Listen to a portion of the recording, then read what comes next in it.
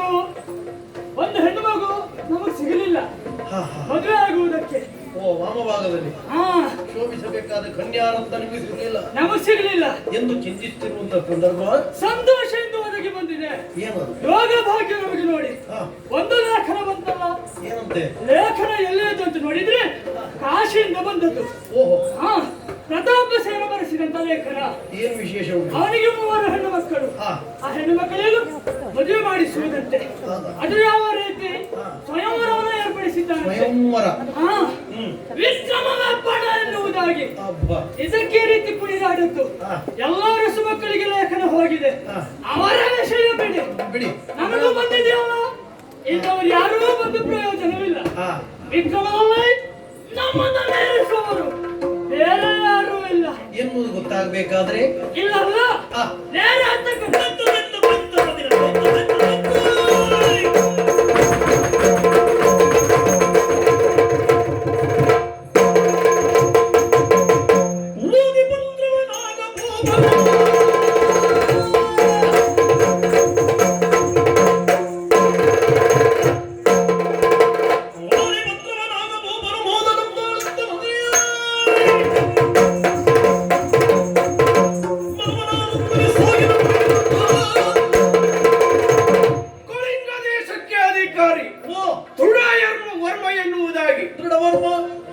ಸಭೆಗೆ ಬಂದಂತ ಕ್ಷಣದಲ್ಲಿ ಜಯಘೋಷದ ಮೊಳಗೆ ಹೇಗೆ ಭೂಮಂಡಲದಿಂದ ನವಮಂಡಲಕ್ಕೆ ಕೇಳುವ ದಿನದಲ್ಲಿ ಜಯಘೋಷ ಸುವೇಕ್ಷವಾದಂತ ರಾಜ್ಯಭಾರವನ್ನು ಆಳಿಕೊಂಡು ಬರ್ತಾ ಇದ್ದೇನೆ.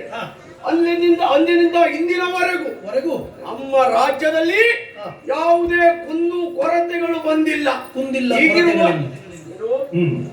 ಕುಂದು ಕೊರತೆಗಳು ಇಲ್ಲ. ಇಂತಹ ಸುಭೇಕ್ಷವಾದಂತಹ ರಾಜ್ಯಭಾರವನ್ನು ಮಾಡಿಕೊಂಡು ಬಂದಿದ್ದೇನೆ. ಇವತ್ತು ವಿಶೇಷ ನೋಡಿ. ಏನ್ ವಿಶೇಷ? ಲೇಖನ ಒಂದು ಬಂದಿತ್ತು. ಲೇಖನ ಬಂದಂತಹ ಸಂದರ್ಭದಲ್ಲಿ ಅಂಬಿಕೆ ಅಂಬಾಲಿಕೆ ಎನ್ನುವಂತಹ 3 ಹೆಣ್ಮಕ್ಕಳನ್ನು ಸ್ವಯಂವರ ಎನ್ನುವುದಾಗಿ ಪಡೆ ಇಟ್ಟಿದ್ದಾರಂತೆ. ಹಾಗಾಗಿ ತಡ ಮಾಡುವುದಲ್ಲ, ಹೋಗುವ ಪರಿ ಹೇಗೆ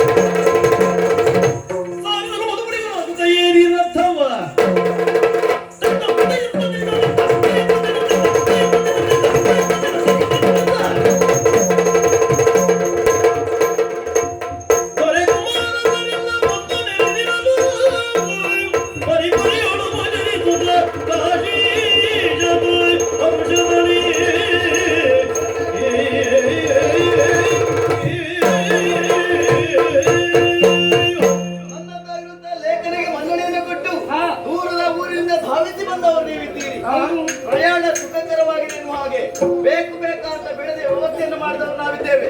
ಇನ್ನೂ ಬರುವವರಿದ್ದಾರೆ, ನೋಡೋಣ ಯಾರು ಅಂತಾರೆ.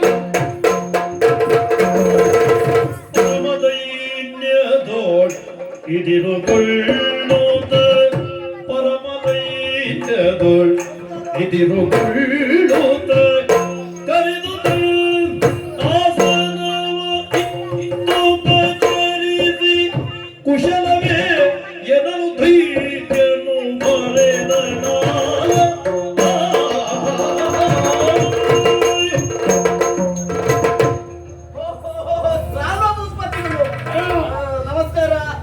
ನಮಸ್ಕಾರ ಕೊಡುವಾಗ್ಲೂ ಮುಂಚಿನೆಲ್ಲ ನಮಸ್ಕಾರ ಕೊಟ್ಟಾಗ ಇಲ್ಲಪ್ಪ, ನಾವು ಪ್ರೀತಿಯಿಂದಲೇ ನಮಸ್ಕಾರ ಕೊಡುವುದು. ನಿಮ್ಮ ಪ್ರೀತಿ ಈಗ ನೀವು ಅತಿಥಿಗಳು, ನಮಗೆ ದೂರದ ಊರಿಂದ ಬಂದದ್ದು. ಪ್ರಯಾಣ ಎಲ್ಲ ಹೇಗಾಯ್ತು? ಒಳ್ಳೆ ರೀತಿಯಿಂದ ಆಗಿದೆ. ಕುಡಿಯುವುದಕ್ಕೆ ಏನಾದ್ರು? ಸದ್ಯಕ್ಕೆ ಏನು ಬೇಡ. ತಿನ್ನುವುದಕ್ಕೆ ದಾಕ್ಷಿಣ್ಯ ಮಾಡಬಾರ್ದು. ಅದನ್ನು ಬಿಟ್ಟ ಬರುವಾಗ. ಹೌದಾ? ಒಳ್ಳೇದಾಯ್ತು. ನಿಮ್ಮ ಮನೆ ಎನ್ನುವ ಹಾಗೆ ಎಲ್ಲವನ್ನ ಸ್ವೀಕರಿಸಬೇಕು, ಕೇಳಿ ಪಡಿಬೇಕು. ಇವತ್ತಿಂದ ನಮ್ಮ ಮನೆಯಾಗುವುದಿದು. ಹೌದಾ? ಆಗಲಿ. ಮತ್ತೆ ಕ್ಷೇಮವ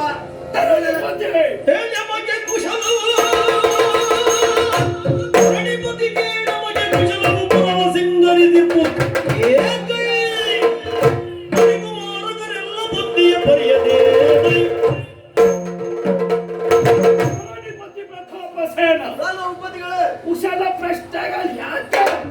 ಅಂದ್ರೆ ಊರಲ್ಲಿ ನಾನು ಕ್ಷೇಮಿಕ ನಲ್ಲದಿದ್ದರೆ ಇಲ್ಲಿಗೆ ಬರುವುದಕ್ಕೆ ಸಾಧ್ಯವಾಗ್ತವಿಲ್ಲ. ಅದೊಂದು ಹೌದು, ಅಲ್ಲಿ ಇರ್ತಿದ್ದೀರಿ ಮತ್ತೆ ಅಲ್ವಾ? ಬಂದಿದ್ದೇನೆ ಅಂತಾದ್ರೆ ಹಾ. ನಾನು ಕ್ಷೇಮ, ಹ್ಮ್, ನಮ್ಮವರು ಕ್ಷೇಮವಾಗಿದ್ದಾರೆ. ಒಳ್ಳೆಯದಾಯ್ತು. ಪ್ರತಾಪಸೇನ ಏನು? ಪುರವೆಲ್ಲ ಶೃಂಗರಿಸಲ್ಪಟ್ಟಿದೆ. ಹೌದು, ವರಕುಮಾರರೆಲ್ಲ ಬಂದು ಸೇರಿದ್ದಾರೆ. ಬಂದಿದ್ದಾರೆ. ಏನು ವಿಶೇಷ? ಮದುವೆ ಮದುವೆ ಈ ಪ್ರಯತ್ನವೇ ಎಂತ? ನಮಗೆಲ್ಲ ಇನ್ನೆಂತ ಮದುವೆ? ನನ್ನ 3 ಮಂದಿ ಮಕ್ಕಳಿಗೆ ಮದುವೆ. ಅಲ್ಲ, ಇನ್ನು ಮಕ್ಕಳಿಗೆ ಮದುವೆ ತೊಂದರೆ ಇಲ್ಲ. ಹಾ, ಹೇಗೆ ಮದುವೆ? ವಿಕ್ರಮವೇ ಪಣ ಎನ್ನುವ ಹಾಗೆ. ಕ್ರಮವೇ ಪಣ. ಹಾ, ಇವರೆಲ್ಲ ಬಂದದ್ದು ನಾನೇ ಕರೆಸಿಕೊಂಡದ್ದು, ಲೇಖನ ಕೊಟ್ಟದ್ದು. ಸಕಲ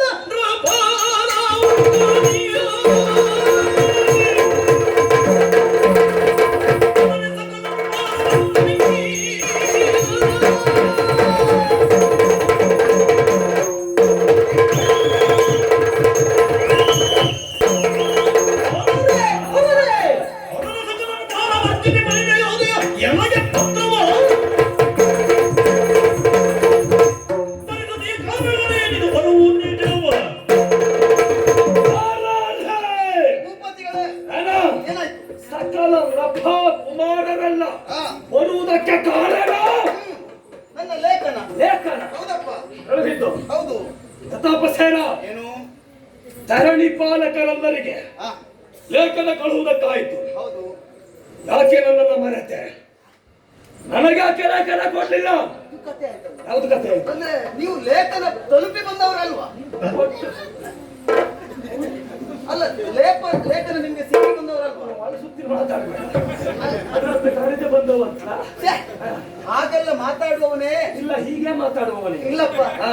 ಅಂದ್ರೆ ಲೇಖನ ನಿಮ್ಗೆ ಸಿಗ್ಲಿಲ್ಲ ಅಂತ ಆಯ್ತು. ಸಿಕ್ಕಿದ ಕೇಳ್ತಾ ಇತ್ತು. ಹಾಗಾದ್ರೆ ಹೀಗಾಯ್ತು. ನೀವು ಅಲ್ಲ, ಸುಳ್ಳಲ್ಲ, ಯಾವ ಮಾರ್ಗದಲ್ಲಿ ಬಂದ್ರಿ ನೀವು? ನಮ್ಮದೆಷ್ಟೊತ್ತಿಗೂ ರಾಜಮಾರ್ಗ. ಓ, ರಾಜಮಾರ್ಗದಲ್ಲಿ ಬಂದವರು. ಹಾ. ಶೀಘ್ರವಾಗಿ ನಿಮಗೆ ಲೇಖನ ಎನ್ನುವುದು ತಲುಪಬೇಕೆನ್ನುವ ಕಾರಣಕ್ಕಾಗಿ ನಮ್ಮ ದೂತ ಒಳ ಮಾರ್ಗ ಹಿಡಿದಿರ್ಬೇಕು. ನಿಮ್ಮ ದೂತ ಬರುವಲ್ಲಿ ಸ್ವಲ್ಪ ವಿಳಂಬ ಆಯ್ತು. ನಿಮ್ಮ ದೂತ ಒಳ ಮಾರ್ಗ ಹಿಡಿದಿರ್ಬೇಕು. ಯಥಾ ರಾಜ ತಥಾ ಪ್ರಜಾ. ಹಾಗಲ್ಲಪ್ಪ, ಕಾರ್ಯದವಸರ. ಓ ಹಾಗೆ ಹಾಗೆ. ಒಳಮಾರ್ಗ. ಹಾ. ತೊಂದ್ರೆ ಇಲ್ಲ. ಲೇಖನ ಬರ್ಲಿಲ್ಲ. ಹಾ. ನೀವು ಬಂದ್ರಲ್ಲ. ಮತ್ತೆ ಸುದ್ದಿ ಮಾತಾಡ್ಬೇಡ. ಅಲ್ಲ, ನೀವು ಬಂದ್ಬಿಟ್ರಲ್ಲ, ವಿಷಯ ನಮ್ಗೆ ಗೊತ್ತಾಗಿಯೇ ಬಂದದ್ದು. ಒಳ್ಳೆಯದಾಯ್ತು. ಲೇಖನ ಬಾರದೇ ಇದ್ರು ವಿಷಯ ಬಂದಿದೆ. ಒಳ್ಳೆಯದಾಯ್ತು. ಆ ವಿಷಯವನ್ನ ಗಟ್ಟಿಯಾಗಿ ಹಿಡಿದು ಬಂದಿದ್ದೇವೆ. ಹಾ. ಯಾ, ಹ್ಮ್, ಮಾಡಿದ್ದು ತಪ್ಪು. ಹೌದು.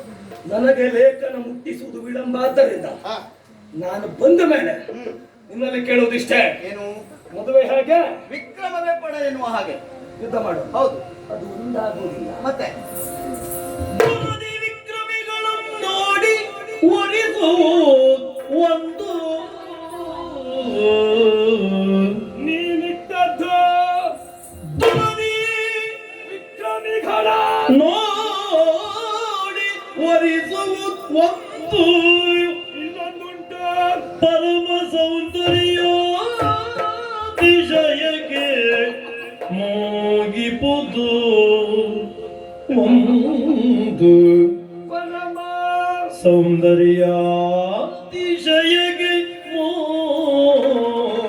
ಮೋಗಿಪುದೊಂದು ಯಾವುದಕ್ಕೂ ಮೊದಲಾಗಬೇಕಾದದ್ದು ತರುಣೆಯರು ತಾವೇ ನಿಶ್ಚಯ ದೈವರ ಈ ಕ್ಷಣದಿ ಅರಳಿ. ಕರೆದು ಬಾರಿಂದ ಸಭೆಗೆ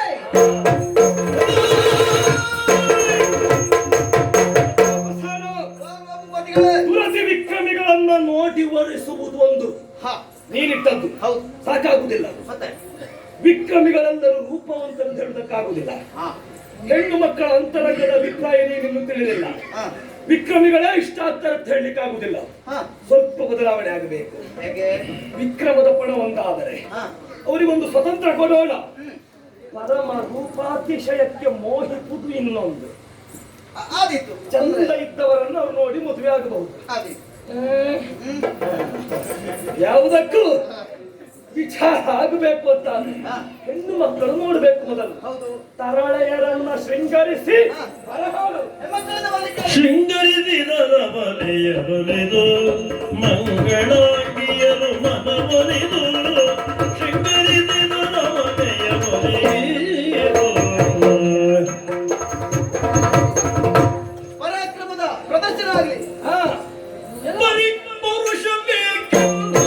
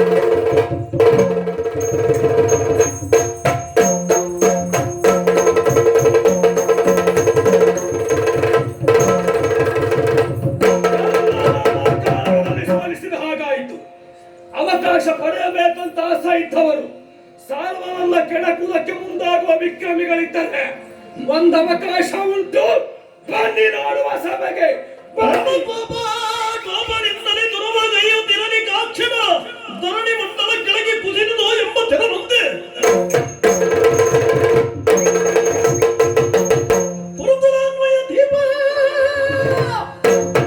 ಕುರುಕುಲಾನ್ವಯ ದೀಪ ಗಂಗಾ ತರಳ ಸಂದರವನ್ನೊಡನೆ ತಂದು ಪರಿಹರಿಸಬೇ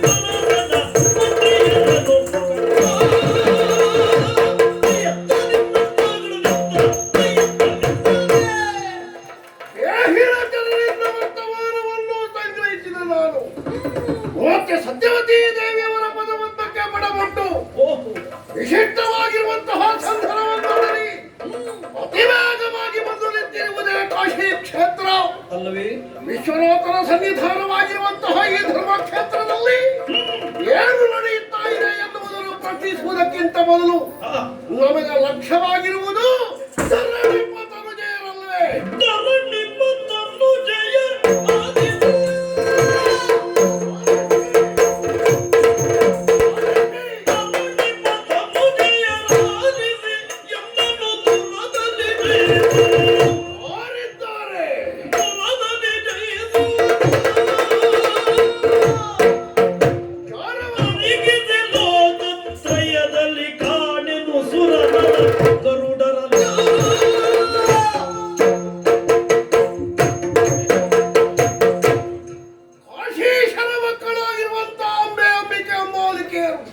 ಚೆನ್ನಾಗಿ ನೋಡುವಂತಹ ಮಾತುಗಳನ್ನು ಕೇಳಿ ಸುರನರೋರಗರಲ್ಲಿ ಭುವನತ್ರಯಗಳಲ್ಲಿ ಈ ಭೀಷ್ಮರನ್ನು ಯುದ್ಧದಲ್ಲಿ ಬಿಡಿಸುವ ಭಟರಿಲ್ಲ ಎನ್ನುವುದು ನಾನು ಗುರುಮಠದಿಂದ ಧನುರ್ಪಾಣಿಯಾಗಿ ಹೊರಡುವ ಹೊತ್ತಿನಲ್ಲಿ ದೇವತೆಗಳು ಆಡಿದಂತಹ ಮಾತು ಸತ್ಯ ಹೌದು ಅಂತ ಇದ್ರೆ ನನ್ನ ತೋಳ ವಿಕ್ರಮವನ್ನು ನಂಬಿ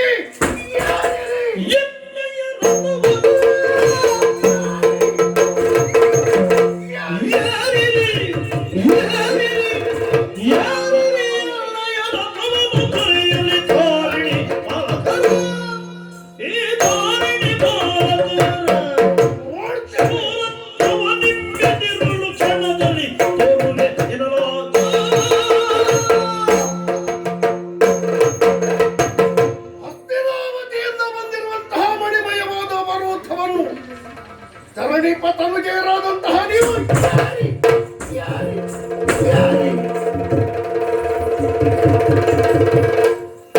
ಸುರತರಂಗಿಣಿಯ ಸುಕುಮಾರನಂದಕನಂದೆ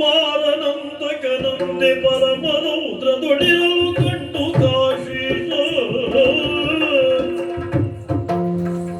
ಧರಣಿಯಳು ಪಡಪಟ್ಟು ನಡುಗಿ ಭಯದೊಳಗೆ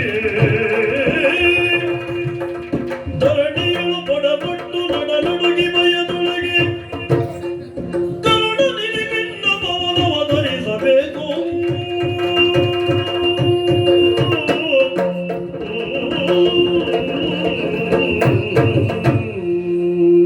ಆಚಾರ್ಯ ಬೀಸರಿ ಯಾರು ನಾನು ಪ್ರತಾಪಸೇನ ಏನು ಏನು ಕೇಳಿದೆ ನನ್ನ ಮಕ್ಕಳಿಗೆ ಮದುವೆ ಇಲ್ಲಿ ಮದುವೆಯ ಹೌದು ಎಷ್ಟು ಜನ ನಿನಗೆ ಮಕ್ಕಳು 3 ಮಂದಿ ಹೆಣ್ಮಕ್ಕಳು ಇಲ್ಲಿ ಬಂದು ಸೇರಿದವರೆಷ್ಟು ಮಂದಿ 106 ಮಂದಿ ಅವರಿಗೆಲ್ಲ ಹರಿದು ಪ್ರಸಾದದ ಹಾಗೆ ಹಂಚಿತ್ಯಾ ಹಾಗಲ್ಲ ಮತ್ತೆ ವಿಕ್ರಮವೇ ಪಣ ಎನ್ನುವ ಹಾಗೆ ಇವರನ್ನೆಲ್ಲ ಸೇರಿಸಿದ್ದು ಹಾಗಾಗಿಯ ಹೌದು ವಿಕ್ರಮಕ್ಕೆ ಪ್ರತೀಕವಾಗಿರುವಂತಹ ಹಸ್ತಿನಾವತಿಯನ್ನು ಮರೆತು ನಾವು ವಿಕ್ರಮವಾಗಿರಲು. ಲೇಖನ ಕಳುಹಿಕೊಟ್ಟಿದ್ದೆ ನಿನಗೆ ನಡುಗುವುದು ಲೇಖನ ಕಳುಹಿದ್ದೇನೆ ನೀ ಕೊಟ್ಟರೆ ಎಷ್ಟು ಕೊಡದಿದ್ರೆ ಎಷ್ಟು ಈಗ ನಾ ಬಂದಿದ್ದೇನಲ್ಲ ಇನ್ನು ನಾನು ಹೇಳಿದ ಹಾಗೆ ಆದೀತು ಆದೀತು ಶಶಿಕುಲಾಧಿಪರುಗಳ ಶೌರ್ಯ ಪಕ್ಷಗಳೊಳ್ಳೆಯ ಸೇವಾ ಪದರೂಪನಾದ ಅವರಿಗಡೆಗೆ ಪಂಚಾಸ್ಯ ವಸುದೆಯ ಸಕಲರಿ ಪೂಜ್ಯತೆಯ ಗೊಂಡಿಪ್ಪ ಶಂತ ಸುತ ಬಂದೀಗಲು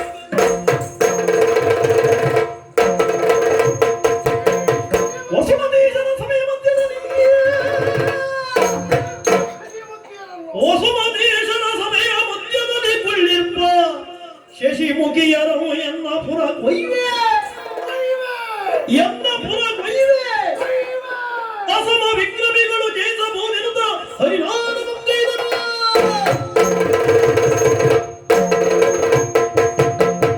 ಶಶಿಕುಲಾಧಿಪತಿಯವರ ಕಣ್ಣುಗಳಲ್ಲಿ ಎಸೆವ ಫಲರೂಪವಾಗಿ ಜನಗಳಿಗೆ ಪಂಚಾಕ್ಷರವನ್ನು ಹೊಂದಿರುವ ಈ ಭೀಷ್ಮ ವಸುಮತೀಶರ ಮಧ್ಯದಲ್ಲಿ ಕುಳಿತಿರುವಂತಹ ಶಶಿಮುಖಿಯರನ್ನು ಪುರಕ್ಕೊಯ್ಯುತ್ತಾನೆ.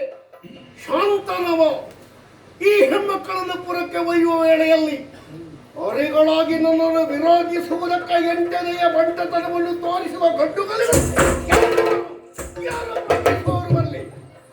ಕೇಳಯ್ಯ ಕಾಶಿಪುರೇಶ ನುಡಿಯ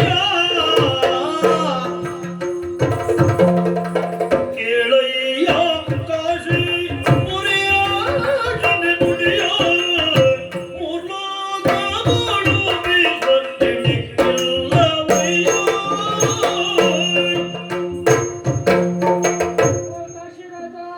ನಾನು ಆಡುವಂತ ಮಾತನ್ನ ಆಲಿಸಬೇಕು. ಅಲ್ಲದೆ ಹೋದ್ರೆ ಬಂದಂತ ಭೀಷ್ಮಾಚಾರ್ಯರು ಹೇಳುತ್ತಿರುವಂತ ಮಾತು ಯಾರಾದರೂ ಎಂಟನೆಯ ಬಂಟರೆದರ ಮುಂದಕ್ಕೆ ಬನ್ನಿ ಎನ್ನುವುದಾಗಿ ಇಲ್ಲವೇ ಇಲ್ಲ. ಭೀಷ್ಮರಾಜರಿಗೆ ಹೋರಾಟ ಮಾಡುವುದಕ್ಕೆ ಯಾರಿಂದಲೂ ಸಾಧ್ಯವಿಲ್ಲ. ಹಾಗಾಗಿ ನಾಲ್ವರು ಯುದ್ಧಕ್ಕೆ ಮುಂದುವರಿದು ಬರುವುದಿಲ್ಲ. ನಿಮ್ಮ ಜನ್ಮಕ್ಕೆ ಒಬ್ಬರೆಂಬುದ ಕೇಳುತ್ತ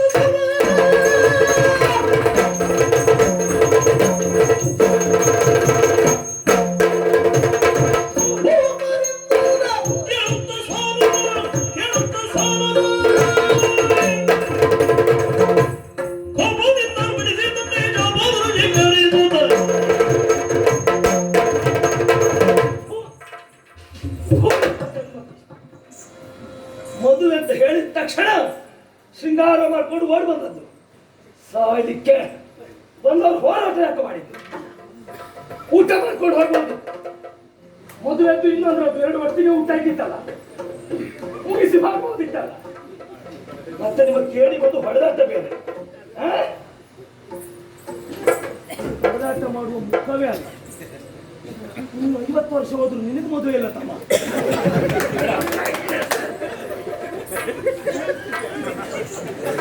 ನೀನು ಮದುವೆ ಆಗ್ತೇನೆ ಅಂತ ಮುಂದೆ ಬಂದು ಒಂದು ಕೆಲಸ ಮಾಡಿ, ಹೋಗ್ಲಿ ಹೆಣ್ಣು ಮಕ್ಕಳು ಹತ್ತಿನಾವತ್ತಿಗೆ ಹೋಗಿ ನೀವು ಹೋಗು. ಹೆಣ್ಣು ಮಕ್ಕಳ ಬಟ್ಟೆ ತೊಳೆಯಲಿಕ್ಕೆ ಜನ ಬೇಕು. ನಿಮ್ಮಲ್ಲ ಬಟ್ಟೆ ತೊಳೆ. ನೀವು ಮುದುಕನಾಗಿ ಸ್ವಲ್ಪ ಗಟ್ಟಿ ಇದ್ದೀರಿ. ನೀನು ಹೋಗ್ಲಿಕ್ಕೆ ಜನ ಬೇಕು. ಅದಕ್ಕಾದಿತ್ತು ನೀನು. ಅದನ್ನು ಹೊರತುಪಡಿಸಿ ಯುದ್ಧಕ್ಕಲ್ಲ.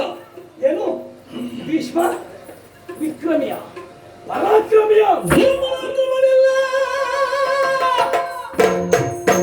ದುರಪರಾಕ್ರಮವೆಲ್ಲ ಭೀಷ್ಮರಲ್ಲಿ ಮಾರಿರುವುದೇ. ಭೀಷ್ಮರಲ್ಲಿ ಮಾರಿರುವುದೇ. ಸುರನ ಮಾಮುಗರೆಲ್ಲ ಪರಿಗಿಸಲಿ ಸಂಗರದಿ ಶಿರ ಅರಿವೆನೆಂದ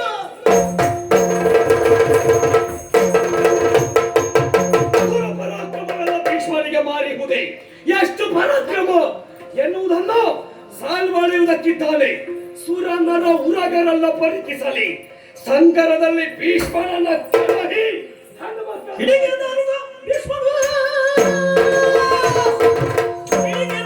ಭೀಷ್ಮನು ಸಾಲನ ಕೊಂಡು ಕುಡುಗುಡಿ ಮುಂದಾದೆ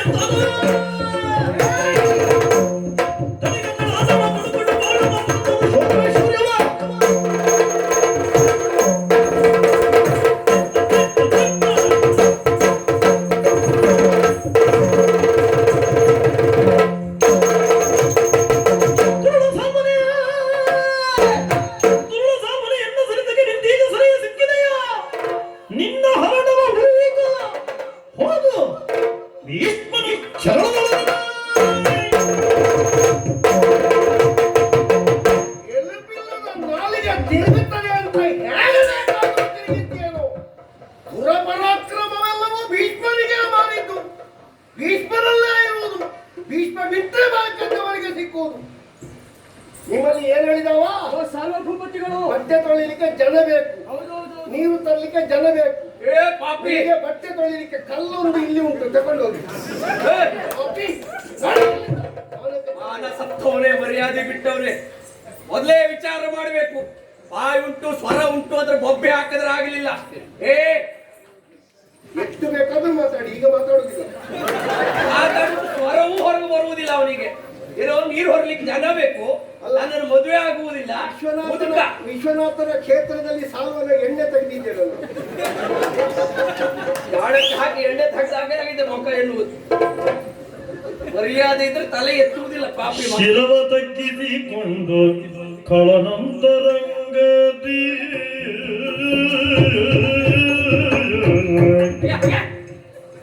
ಶಿರವ ತಗ್ಗಿಸಿಕೊಂಡು ಕಳನಂತರಂಗದಿ ಪರಮ ಕ್ರೋಧವ ತಾಡುತ್ತಾಗ ತಿರುಗಿ ತನ್ನಯ ಪುರಕೈದಿದ ತಿರುಗಿ ತನ್ನಯ ಪುರಕೈದಿದ ಇತ್ತು ಧರಣಿ ಮಾನವು ಕೊಂಡಾಡಿದರು. ಕನ್ಯೆಯರ ಕೈ ಪಿಡಿದು ಎನ್ನ ಕುಲ ಕೋಟಿಯನು ಕನ್ಯೆಯರ ಕೈ ಪಿಡಿದು ಎನ್ನ ಕುಲ ಕೋಟಿಯನು ಧನ್ಯರಾಗುವುದನ್ನು ಮಾಡುವುದು ಮನದಿ. ಇನ್ನು ತಮ್ಮಿಷ್ಟಗಳು ಬಂದ ತೆರಗೈಯಬೇಕು ಇನ್ನು ದೀರ್ಘಾಶೀಷೆಯಿಂದ ನವನೋ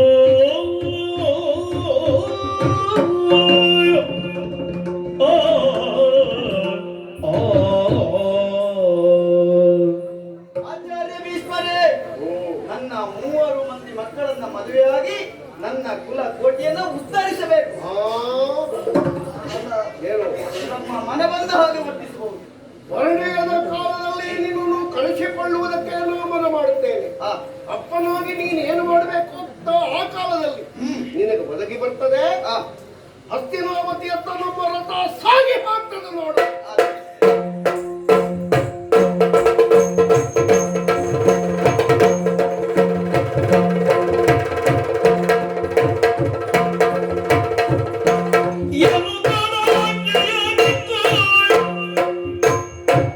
ಕಾಶಿ ಜನಪದ ಮನೆಯನ್ನು ಕರೆಯುವುದು ವಿನಯದಿ ಬೇಡಿದನು ಗಂಗಾ ತನಯ ಅವರುಳು ಮೋದದಲ್ಲಿ ಜೀವನದಲ್ಲಿ ನಾವು ಯಾವುದೂ ಬೇಡ ಅಂತ ಕುಳಿತರು ಕೆಲವೊಂದು ವಿಷಯಗಳು ನಮ್ಮನ್ನೇ ಸುತ್ತುತ್ತದೆ ಅಂತ ಹೇಳುವಲ್ಲಿ ಭೀಷ್ಮನ ಬದುಕೇ ಜ್ವಲಂತ ಸಾಕ್ಷಿ.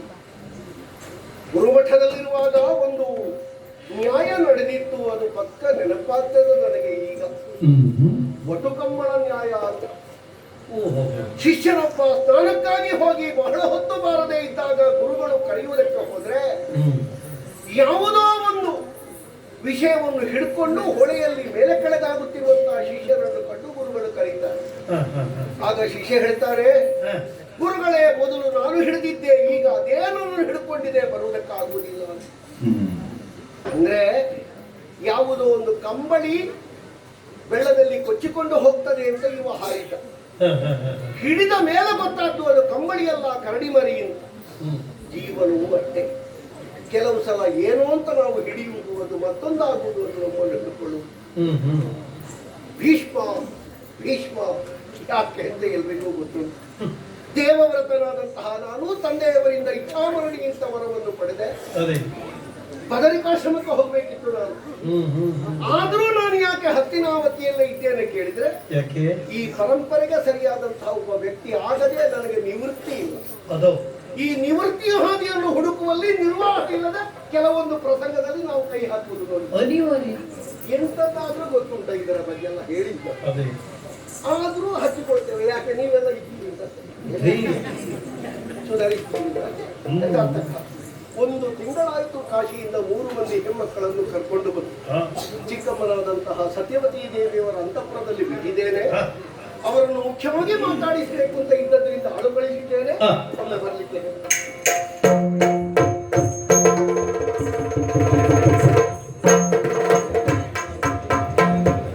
ಅಂಬೆ, ಅಂಬಿಕೆ, ಅಂಬಾರಿ ವಂದಿಸಿಕೊಂಡಿದ್ದೇನೆ. ಬಂದಿದ್ದೀರಿ. 10ನೇ ಬರಬೇಕು ಅಂತ ಕರೆ ಆಯಿತು. ತಿಂಗಳು ಒಂದಾಯಿತು. ಕಳೆದದ್ದು ಗೊತ್ತಾಗಲಿಲ್ಲ. ಹೇಗೆ ಸತ್ಯವತಿ ದೇವಿಯವರ ಆಶ್ರಯದಲ್ಲಿ ಅಂತಃಪುರದಲ್ಲಿ ಕ್ಷೇಮ ತಾನೆ? ಎಲ್ಲಿ ಐಶ್ವರ್ಯಲಕ್ಷ್ಮಿಯ ಕಾಲು ಮುರಿದುಕೊಂಡು ಬಿದ್ದಿದ್ದಾಳೆ, ಎಲ್ಲಿ ಮಾತೃತ್ವ ತುಂಬಿ ಹುಡುಕಾಡ್ತಾ ಇದೆ, ಅಲ್ಲಿ ಕೊರತೆಯನ್ನು ಎನಿಸುವುದಕ್ಕುಂಟೇ ಕಾಣುವುದಕ್ಕುಂಟೆ ಇಲ್ಲವಲ್ಲ. ಸುಖಿಗಳು. ಹಾಗಾದ್ರೆ ಈಗ ಕರೆದದ್ದನ್ನು ನಾವು ಬಿತ್ತರಿಸಲೇ ಕಾರಣ ತಿಳಿದಿಲ್ಲ. ಸರಸಿಜೋ ಬಗೆಯರೆ ಕೇಳಿ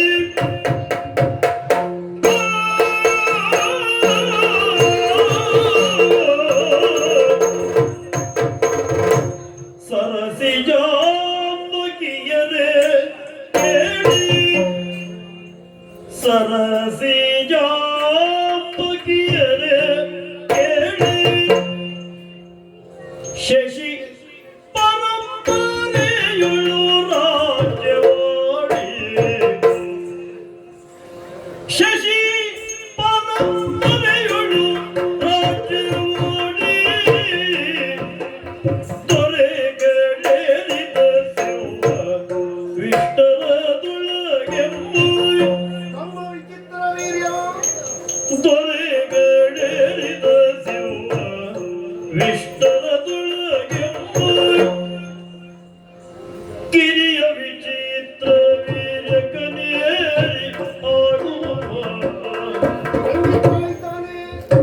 ದೊರೆಗಳೆರಿದ ಸಿಂಹ ವಿಷ್ಟರದೊಳಗೆಂಬು ಕಿರಿಯ ವಿಚಿತ್ರ ವೀರ್ಯ ಕನಿಯೇರಿ ಆಡುವ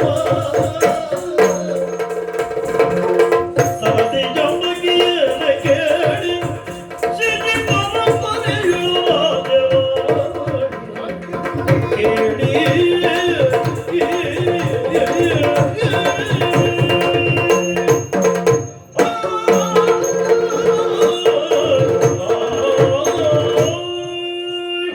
ಸರಸಿಜಾಂಬಕಿಯರೇ, ಆಚಾರ್ಯರೇ, ಕಾವ್ಯಾತ್ಮಕವಾಗಿ ಹೇಳುವಾಗ ಇದು ಧ್ವನಿಪೂರ್ಣವಾಗಿ ಬಹಳ ಲಾಲಿತ್ಯಪೂರ್ಣವಾಗಿ ಕೇಳುತ್ತದೆ.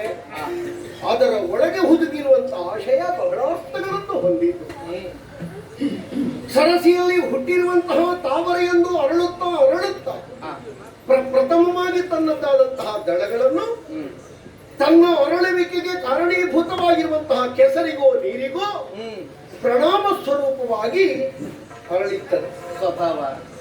ಮತ್ತೆ ತಾನು ಅರಳುವುದಕ್ಕೆ ಮುಖ್ಯ ಕಾರಣೀಭೂತನಾಗಿರುವಂತಹ ನೇಸರನ್ನು ದೃಷ್ಟಿಸಿಕೊಂಡು ತನ್ನ ಸುತ್ತ ದಳಗಳನ್ನು ಅರಳಿಸಿಕೊಳ್ಳುತ್ತದೆ. ಆದ್ದರಿಂದಲೇ ಅವನು ಕಮಲ ಮಿತ್ರ. ಹಾಗಾಗಿಯೇ ಹೆಣ್ಣು ಅಂತ ಹೇಳಿದರೆ ಇದ್ದ ಮನೆಗೂ ಹೊಕ್ಕ ಮನೆಗೂ ಬೆಳಕನ್ನು ಕೊಡುವವಳು, ಉಭಯ ಕುಲ ದೀಪಕರು. ಹೊತ್ತಿನಲ್ಲಿರಿಸಿದಂತಹ ದೀಪದ ಹಾಗೆ ಎರಡು ಕಡೆಯಲ್ಲಿಯೂ ಬೆಳಕನ್ನು ಸಾಂದ್ರವಾಗಿ ಒದಗಿಸಬಲ್ಲವಳು. ಸ್ವಾರ್ಥಕ್ಕೆ ಅವಕಾಶ ಇಲ್ಲ. ಇನ್ನೊಂದು ಆ, ದೀರ್ಘವಾಗಿರುವಂತಹ ನೇತ್ರ. ಹಾಗಾಗಿಯೇ ಕಮಲ ದಳಾಯತಾಕ್ಷಿಯರು. ದೂರದರ್ಶಿತ್ವ. ದೀರ್ಘವಾದಂತಹ ದೃಷ್ಟಿಕೋನವೂ ಅವರಲ್ಲಿ ಬೇಕು ಎನ್ನುವುದರಿಂದ ಹೆಣ್ಮಕ್ಕಳಿಗೆ ಸರಸಿಜಾಕ್ಷಿಯರು ಆ, ಅಥವಾ ತಾವರೆಯ ದಳದಂತೆ ಕಣ್ಣುಗಳುಳ್ಳವರು. ಹಾಗೆಂದರೆ ನಿಮ್ಮನ್ನು ನಾನು ಕಾಶಿಯಿಂದ ಕರೆತಂದೆ. 1 ತಿಂಗಳ ಹತ್ತಿರ ನಮ್ಮದಾಗಿರುವಂತಹ ಅಂತಃಪುರದ ವಿಶಿಷ್ಟವಾಗಿರುವಂತಹ ಒಂದು ವಿಶೇಷತೆಯನ್ನೆಲ್ಲ ನೀವು ಅನುಭವಿಸಿದ್ದೀರಿ. ಈಗ ನಮ್ಮದಾದಂತಹ ಹಸ್ತಿನಾವತಿ ಹೊಸ ಮಧುಬಣಗಿತ್ತಿಯಂತೆ ಶೃಂಗಾರಗೊಳ್ಳುತ್ತಾ ಇದೆ. ಯಾಕೆ ಕೇಳಿದರೆ ಸದ್ಯದಲ್ಲಿಯೇ ತಮ್ಮನಾಗಿರುವಂತಹ ವಿಚಿತ್ರ ವೀರ್ಯನಿಗೆ ವಿವಾಹ ಇದೆ. ಅವನ ಮದುವೆಯ ಬಗ್ಗೆ ಮಾತಾಡುತ್ತಾ ನಿಮ್ಮನ್ನು ಕರೆದು ನಿಲ್ಲಿಸಿದ್ದು ಯಾಕೆ ಬಲ್ಲಿರ? ಯಾಕೆ? ಪವಿತ್ರವಾಗಿರುವಂತಹ ಶಶಿವಂಶದ ಮನೆತನವನ್ನು ಇನ್ನೂ ವೃದ್ಧಿಪಡಿಸುವ ಉದ್ದೇಶದಲ್ಲಿ ತಮ್ಮನಿಗೆ ವಧುಗಳನ್ನು ಹುಡುಕುವ ಕಾಲದಲ್ಲಿ ನಿಮ್ಮಲ್ಲಿ ಸ್ವಯಂವರದ ವಿಚಾರ ನಾನು ಕೇಳಿ ತಿಳಿದದ್ದು. ಆದದ್ದರಿಂದಲೇ ಕಾಶಿಯವರೆಗೆ ಪ್ರವೇಶಿಸಿ ಹೆಣ್ಮಕ್ಕಳಾದಂತಹ ನಿಮ್ಮನ್ನು ರಥ ಏರಿಸಿ ಕರೆತಂದದ್ದು ಸುಮ್ಮನೆ ಅಲ್ಲ. ನನ್ನ ತಮ್ಮನಾಗಿರುವಂತಹ ವಿಚಿತ್ರ ವೀರ್ಯಕ ವಿವಾಹ ಪ್ರಾಯ ಸಮರ್ಥ. ಅವನನ್ನು ವರಿಸುವುದಕ್ಕೆ ವಧುಗಳ ಅಗತ್ಯವೂ ಇದೆ. ಹಾಗಾಗಿ ನಿಮ್ಮನ್ನು ನನ್ನ ತಮ್ಮನಿಗೆ ತಂದುಕೊಳ್ಳುವುದರ ಮೂಲಕವಾಗಿ ಹತ್ತಿರೆಯ ಭವ್ಯವಾಗಿರುವಂತಹ ಪರಂಪರೆಗೆ ಮುತ್ತಿನೋಪಾದಿಯ ಮಕ್ಕಳನ್ನು ಹೆತ್ತುಕೊಡುವುದಕ್ಕೆ ಮಾತೃತ್ವದ ಭಾವವುಳ್ಳ ಹೆಣ್ಣುಮಕ್ಕಳಾಗಬೇಕು ಎನ್ನುವ ಭವಿತವ್ಯದ ಭಾವವನ್ನು ಇರಿಸಿಕೊಂಡ ಮಹದುದ್ದೇಶದ ಮಹದಾಯ ಅತಿಶಯೋಕ್ತಿಯನ್ನು ಉಳಿಸಿಕೊಂಡು ಇಳಿಸಿಕೊಂಡು ನಿಮ್ಮಲ್ಲಿ ಮಾತಾಡ್ತಾ ಇರುವುದು. ನನ್ನ ತಮ್ಮನಾದ ವಿಚಿತ್ರ ವೀರನನ್ನು ಬರೆಸಿ ಅಮೃತ ಸದೃಶವಾಗಿರುವಂತಹ ನಮ್ಮ ಅರಮನೆಯ ವಾಮ ಭಾಗವನ್ನು ಅಲಂಕರಿಸಿ ಶಶಿಮುಖಿಯರಾದಂತಹ ನೀವುಗಳು ಶಶಿ ಸಮಾನವಾಗಿರುವಂತಹ ಮಕ್ಕಳನ್ನು ಹಿಡಿದುಕೊಳ್ಳುವಲ್ಲಿ ಸಮರ್ಥರಾಗಿ ಪಾತ್ರವರ್ಣೀಯರಾಗಿ ಒಳಗೆ ಬರ್ತೀರಾ? ಆಚಾರ್ಯರೇ, ನಾನು ಆಡುವ ಮಾತನ್ನ ಪ್ರೀತಿಯಿಂದ ಲಾಲಿಸುವ ಜೊತೆಯಲ್ಲಿ ಅದನ್ನ ಪಾಲಿಸಬೇಕು ಅಂತ ಕೇಳಿಕೊಡ್ತಾ ಇದ್ದೇನೆ. ಧಾರಾಳ ತಾಯಿ, ಮರ ನೋಡಿ ಬಳ್ಳಿ ನಡು, ಕುಲ ನೋಡಿ ಹೆಣ್ಣು ಕೊಡು ಅಂತ ಹೇಳಿದ್ರು. ಸರಿ, ಒಳ್ಳೆಯ ಕುಲವನ್ನ ಸೇರಿದ್ದೇನೆನ್ನುವುದರಲ್ಲಿ ಅನುಮಾನವೇ ಇಲ್ಲ.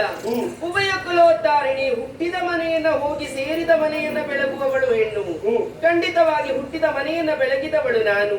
ಸೇರಿದ ಮನೆಯನ್ನ ಬೆಳಗ್ತೇನೆನ್ನುವಂತಹ ವಿಶ್ವಾಸವೂ ಉಂಟು. ನಿಮ್ಮ ತಮ್ಮನಾದ ವಿಚಿತ್ರ ವೀರನನ್ನ ಮದುವೆಯಾಗಲು ನಾನು ಒಪ್ಪಿದ್ದೇನೆ. ನಿನ್ನ ಹೆಸರು ಅಂಬಾಲಿಕೆ. ಅಂಬಾಲಿಕೆ. ಆಚಾರ್ಯ, ನೀನು ಅಂಬಿಕೆಯನ್ನು ಪದದ್ವೈಗೆ ವಂದಿಸಿಕೊಂಡೆ ಸ್ವಾಮಿ. ಹೇಳಮ್ಮ. ನೀವು ಆಡಿದ ಮಾತನ್ನು ಕೇಳಿದಾಗ ಮನಸ್ಸಿನ ಹರ್ಷೋಲ್ಲಾಸದಿಂದ ಕುಣಿಯಿತು ಸ್ವಾಮಿ. ಚಂದ್ರವಂಶದ ವಂಶವಲ್ಲರಿಂದ ನಮ್ಮಿಂದಲೇ ಪಲ್ಲವಿಸ್ತದೆ ಅಂತಾದ್ರೆ ಅದಕ್ಕಿಂತಲೂ ಹಿರಿದಾದ ಭಾಗ್ಯ ಮತ್ತೊಂದಿದೆ. ನಿಮ್ಮ ತಮ್ಮನಾದಂತ ವಿಚಿತ್ರ ವೀರ್ಯ ನಿಮ್ಮ ಸಂಸ್ಕಾರವನ್ನು ಹೊಂದಿಕೊಂಡು ಬೆಳೆದವರು. ನಿಮ್ಮ ಹಾಗೆ ಆಚಾರವಂತರು, ವಿಚಾರವಂತರು ಎನ್ನುವುದಕ್ಕೆ ಯಾವುದೇ ಅನುಮಾನವಿಲ್ಲ. ಹಾಗಾಗಿ ನಿಮ್ಮ ತಮ್ಮನನ್ನ ಮದುವೆಯಾಗಿ ನಿಮ್ಮ ಮನೆಯನ್ನು ಅವನ ಮನವನ್ನ ಬೆಳಗುವುದಕ್ಕೆ ನಾ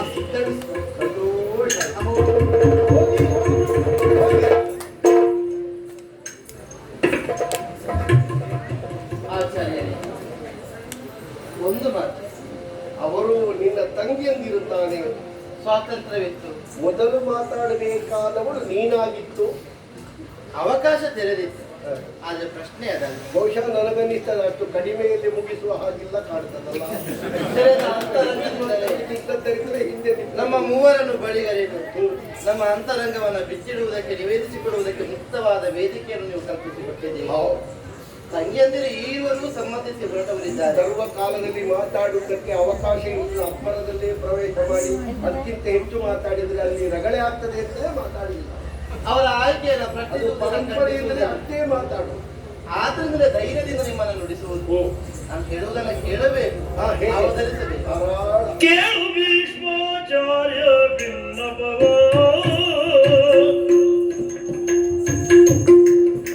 ಕೇಳು ಭೀಷ್ಮಾಚಾರ್ಯ ಬಿನ್ನಪವ, ಸತ್ಕೀರ್ತಿ ಸದ್ಗುಣ ಶೀಲ ಬೀಳುವೆ ಎನ್ನ ಮನದೊಲವ, ಸತ್ಕೀರ್ತಿ ಸದ್ಗುಣ ಶೀಲ ಬೀಳುವೆ ಎನ್ನ ಮನದೊಲವ.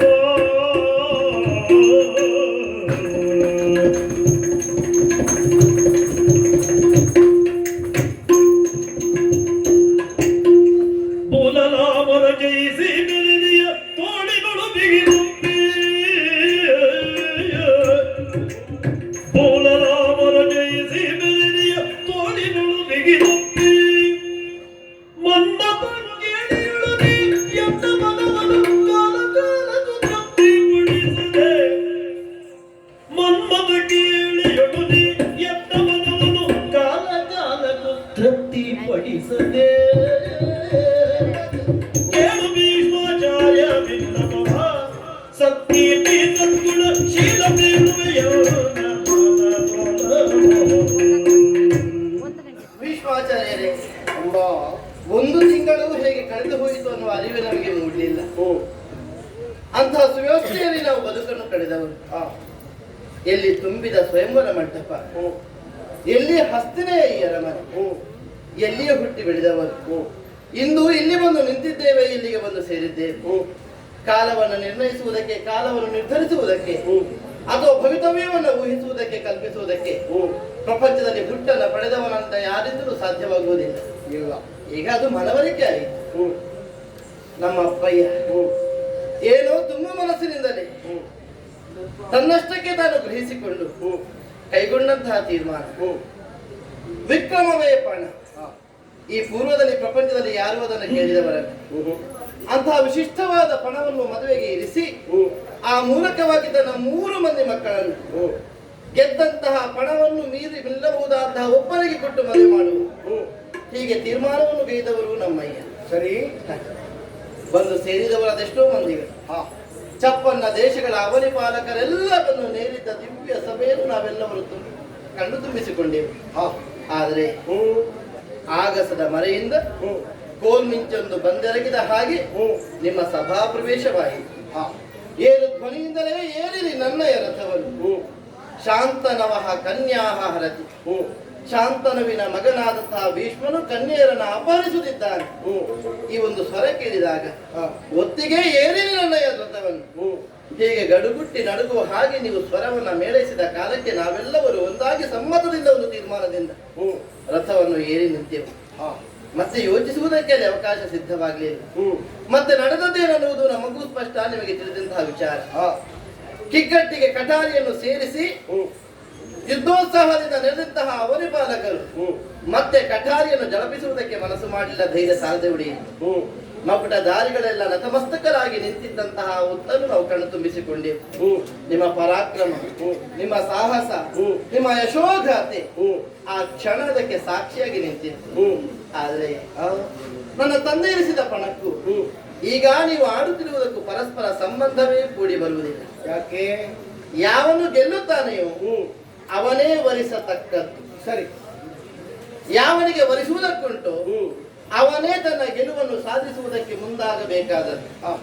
ಅದೇ ಹೌದು ಅಂತಾದ್ರೆ ನಾನು ಊಹಿಸುವುದು ಇಷ್ಟನ್ನೇ. ಏಟನ್ನು ಗೆದ್ದು ತಂದಂತಹ ನೀವು ನಮ್ಮ ಮೂವರನ್ನು ದಾಂಪತ್ಯ ಜೀವನಕ್ಕೆ ಒದಗಿಸಿಕೊಡುವ ಮೂಲಕವಾಗಿ ಈ ಚಂದ್ರವಂಶವನ್ನ ಬೆಳಗುವುದಕ್ಕೆ ನೀವು ಮುಕ್ತವಾದ ಅವಕಾಶವನ್ನು ನಮಗೆ ಮಾಡಿಕೊಡಬೇಕಿತ್ತು.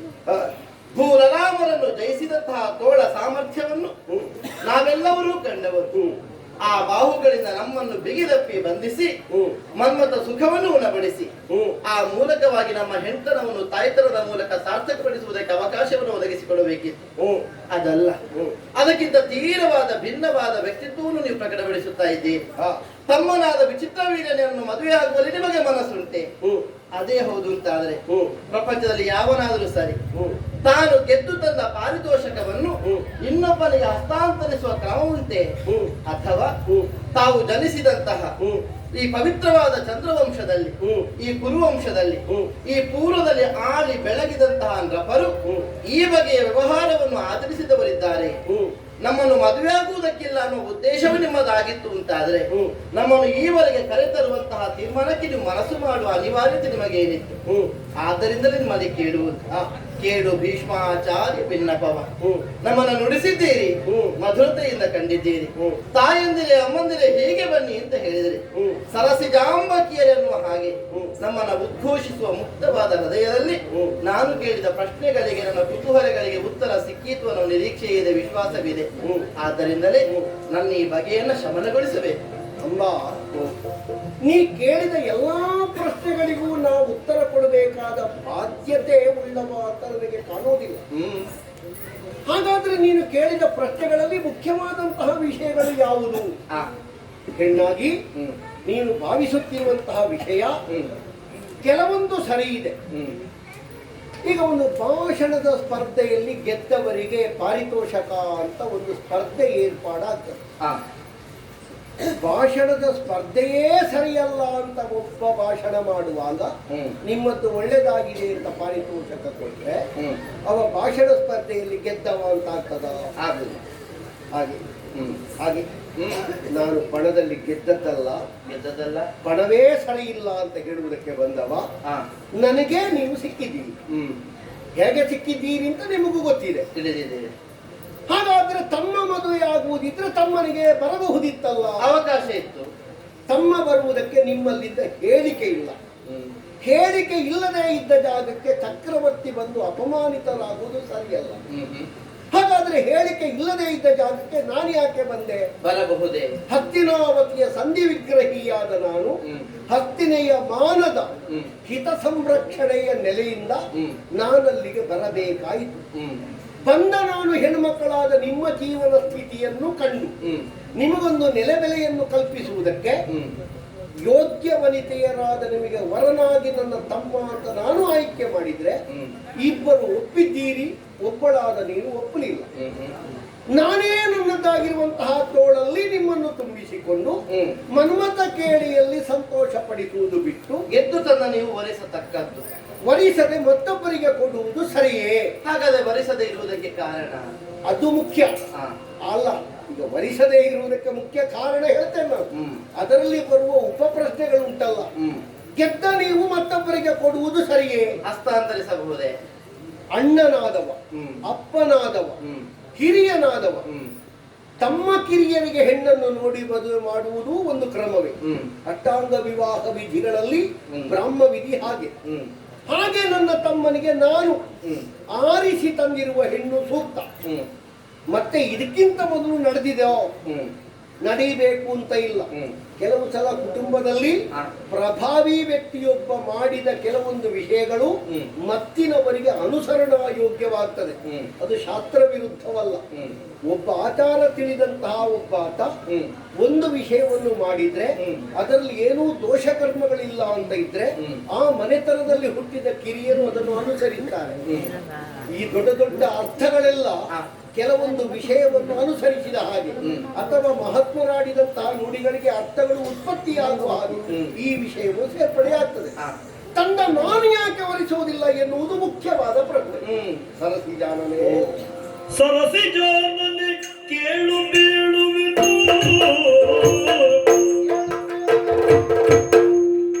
ಸರಸಿ ಜಾನನೆ ಕೇಳು ಬೀಳುವೆನು, ಪಿತನಾದ ಶಬ್ದನು ಧರಣಿ ಬಾಲಗೆ ಸತ್ಯವತಿಯಳನು, ಪಿತನಾದ ಶಬ್ದನು ಧರಣಿ ಬಾಲಗೆ ಸತ್ಯವತಿಯಳನು.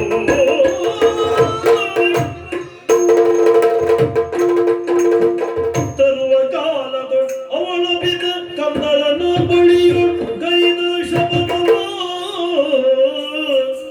ತರುವ ಕಾಲದ ಅವಳ ಬಿದ ಕಂದರನ ಬಳಿಯು ಗೈದ ಶಬದವ, ಮರಣ ಪರ್ಯಂತರವು ಸತಿಯರ ವರಿಸೆ ರಾಜ್ಯವ ಮಾಡಿ ಎನ್ನುವುದು. ಸರಸಿನೋದನೆ ಕೇಳು ಕೇಳುವೆನು, ಹಿತನಾದ ಶಬ್ದನು ಧರಣಿ ಬಾಲಗೆ ಸತ್ಯವತಿಯಳನು. ಸರಸಿ ಜಾನನೇ, ಭೀಷ್ಮಾಚಾರ್ಯರೇ, ಸಂಕೋಚ ಇಲ್ಲ, ಮುಚ್ಚುಮರೆ ಇಲ್ಲ, ಇದರಲ್ಲಿ ಏನೂ ಅಶ್ಲೀಲವಾದ ಭಾವಗಳಿಲ್ಲ. ನಾನು ಯಾಕೆ ವರಿಸುವುದಿಲ್ಲ? ಶಾಸ್ತ್ರದಲ್ಲಿ ಅವಿವಾಹಿತನಾಗಿ ಅಣ್ಣ ಉಳಿದ್ರೆ ತಮ್ಮನಾದವ ವಿವಾಹ ಆಗಬಾರದು ಅಂತ ಇದೆ. ಅವನಿಗೆ ದೋಷ ಬರ್ತದೆ ಅಂತಲೂ ಶಾಸ್ತ್ರ ಹೇಳ್ತದೆ. ಹಾಗೆ ಅಂತ ನಾನು ಮದುವೆಯಾಗದೆ ಕುಳಿತುಕೊಳ್ಳುವುದಕ್ಕೆ ಬಲವಾದ ಕಾರಣ ಬೇರೆ ಏನಿದೆ?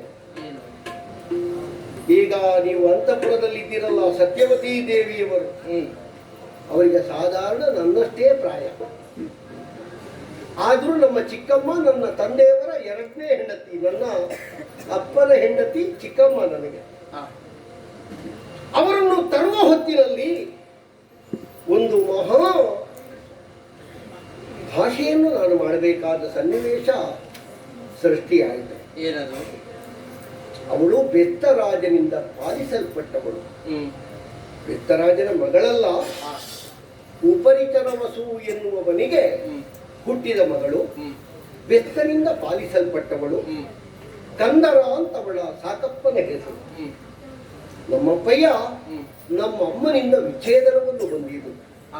ಅದರ ಒಂದು ಸಣ್ಣ ಕತೆ ಹೇಳಿಬಿಡ್ತೇನೆ ನಿನಗೆ. ಹೇಳ್ತೇನೆ. ವಿಸ್ತಾರವಾಗಿ ಹೇಳಿದ್ರೆ ಹೊತ್ತು ಸಾಲದು. ನಮ್ಮ ತಾಯಿಯ ಹೆಸರು ಗಂಗಾ ಭವಾನಿ ಅಂತ. ಒಂದು ಕಾಲದಲ್ಲಿ ಅವಳಿಗೆ ಶಾಪ ಸಿಕ್ಕಿತ್ತಂತೆ ಬ್ರಹ್ಮಲೋಕದಲ್ಲಿ. ನೀನು ಪತಿಥಿಯಾಗಿ ಹೋಗು. ಆ ಶಾಪದ ಈಡೇರಿಕೆಯನ್ನು ಮಾಡುವುದಕ್ಕೆ, ಅರ್ಥಾತ್ ಆ ಪಾಪವನ್ನು ತೊಳೆಯುವುದಕ್ಕೆ ಚಂದ್ರವಂಶದ ಸೊಸೆಯಾಗಿ ಬಂದಳಂತೆ. ನಮ್ಮಪ್ಪನನ್ನು ವರಿಸುವ ಕಾಲದಲ್ಲಿ ನಮ್ಮಮ್ಮ ಒಂದು ದಾಸ ಮುಂದಿರಿಸಿದ್ದಳಂತೆ. ಏನದು? ವರಿಸುವುದಕ್ಕೆ ತೊಂದರೆ ಇಲ್ಲ, ನನ್ನ ಸ್ವೇಚ್ಛೆಗೆ ನಿಮ್ಮಿಂದ ಯಾವಾಗ ತೊಂದರೆ ಬಂತೋ ಅಲ್ಲಿಗೆ ನಾನು ನಿಮ್ಮನ್ನು ಬಿಟ್ಟೋಗ್ತೇನೆ. ಹಾಗೆ ನನಗಿಂತ ಮೊದಲು ನಮ್ಮಮ್ಮ 7 ಮಂದಿ ಗಂಡು ಮಕ್ಕಳನ್ನು ಹೆತ್ತಿದ್ದಾಳೆ. ಹುಟ್ಟಿದ ಕ್ಷಣದಲ್ಲಿಯೇ ನೀರಲ್ಲಿ ಮುಳುಗಿಸಿ ನಿನಗೆ ಪ್ರಿಯವಾಗಲಿ ಮಗನೇ, ನೀನು ಗತಿಸಬೇಕಾದ ಅಥವಾ ಮುಟ್ಟಬೇಕಾದ ಲೋಕವನ್ನು ಹೋಗಿ ಸೇರುವಂತ ಆಶೀರ್ವಾದ ಮಾಡುತ್ತಿದ್ದರಂತೆ. ಇದನ್ನು ಕಂಡು ಸಹಿಸುತ್ತಿದ್ದಂತಹ ನಮ್ಮಪ್ಪಯ್ಯ ಪ್ರಶ್ನಿಸಿದ್ರೆ ವಿಚ್ಛೇದನಾದೀತು, ಹೆಂಡತಿಯನ್ನು ಬಿಟ್ಟು ಬಿಡಬೇಕಾದೀತು ಎನ್ನುವ ಒಂದು ಭಾವದಿಂದಲೂ ಅವಳನ್ನು ಪ್ರಶ್ನಿಸದೆ ಉಳಿದು ನನ್ನನ್ನು ಹೆತ್ತು ಹಾಗೆ ಮುಳುಗಿಸುವುದಕ್ಕೆ ಕೊಂಡೋದಾಗ, ಏನು ರಕ್ಕಸಿ ನನ್ನ ಮಗುವನ್ನು ಕೊಲ್ಲಬೇಡ, ಕೊಡುದರಿಗೆ ಅಂತ ಕೇಳಿದದಂತೆ. ಆಗ ನಮ್ಮಮ್ಮ ನನ್ನನ್ನು ಕರ್ಕೊಂಡು ಹೋಗುವಾಗ ಇನ್ನೂ ನಮಗೆ ದೈಹಿಕವಾದಂತಹ ಸಂಬಂಧ ಇಲ್ಲ, ಏನಿದ್ರೂ ಇಷ್ಟು ಮಾತ್ರ, ಮೊದಲು ನಾನು ಹೆಂಡತಿಯಾಗಿದ್ದೆ ಅಂತ ನೆನಪು ಮಾತ್ರ ಇರಲಿ, ಇನ್ನು ನಾನು ನಿಮ್ಮನ್ನು ಬಿಟ್ಟು ಹೋಗ್ತೇನೆ. ಮುಖ್ಯವಾಗಿ ಸಿಕ್ಕುವುದು ನನ್ನ ಉಳಿವಿಕೆಗೆ ಬೇಕಾಗಿ ಅಪ್ಪ ಎತ್ತಿದ ಧ್ವನಿ ತಂದೆಯವರನ್ನು ನನ್ನ ತಾಯಿ ಬಿಟ್ಟು ಹೋಗುವುದಕ್ಕೆ ಕಾರಣ. ಇದು ಸರಿ ನೆನಪಿಡಬೇಕಾದ ವಿಷಯ.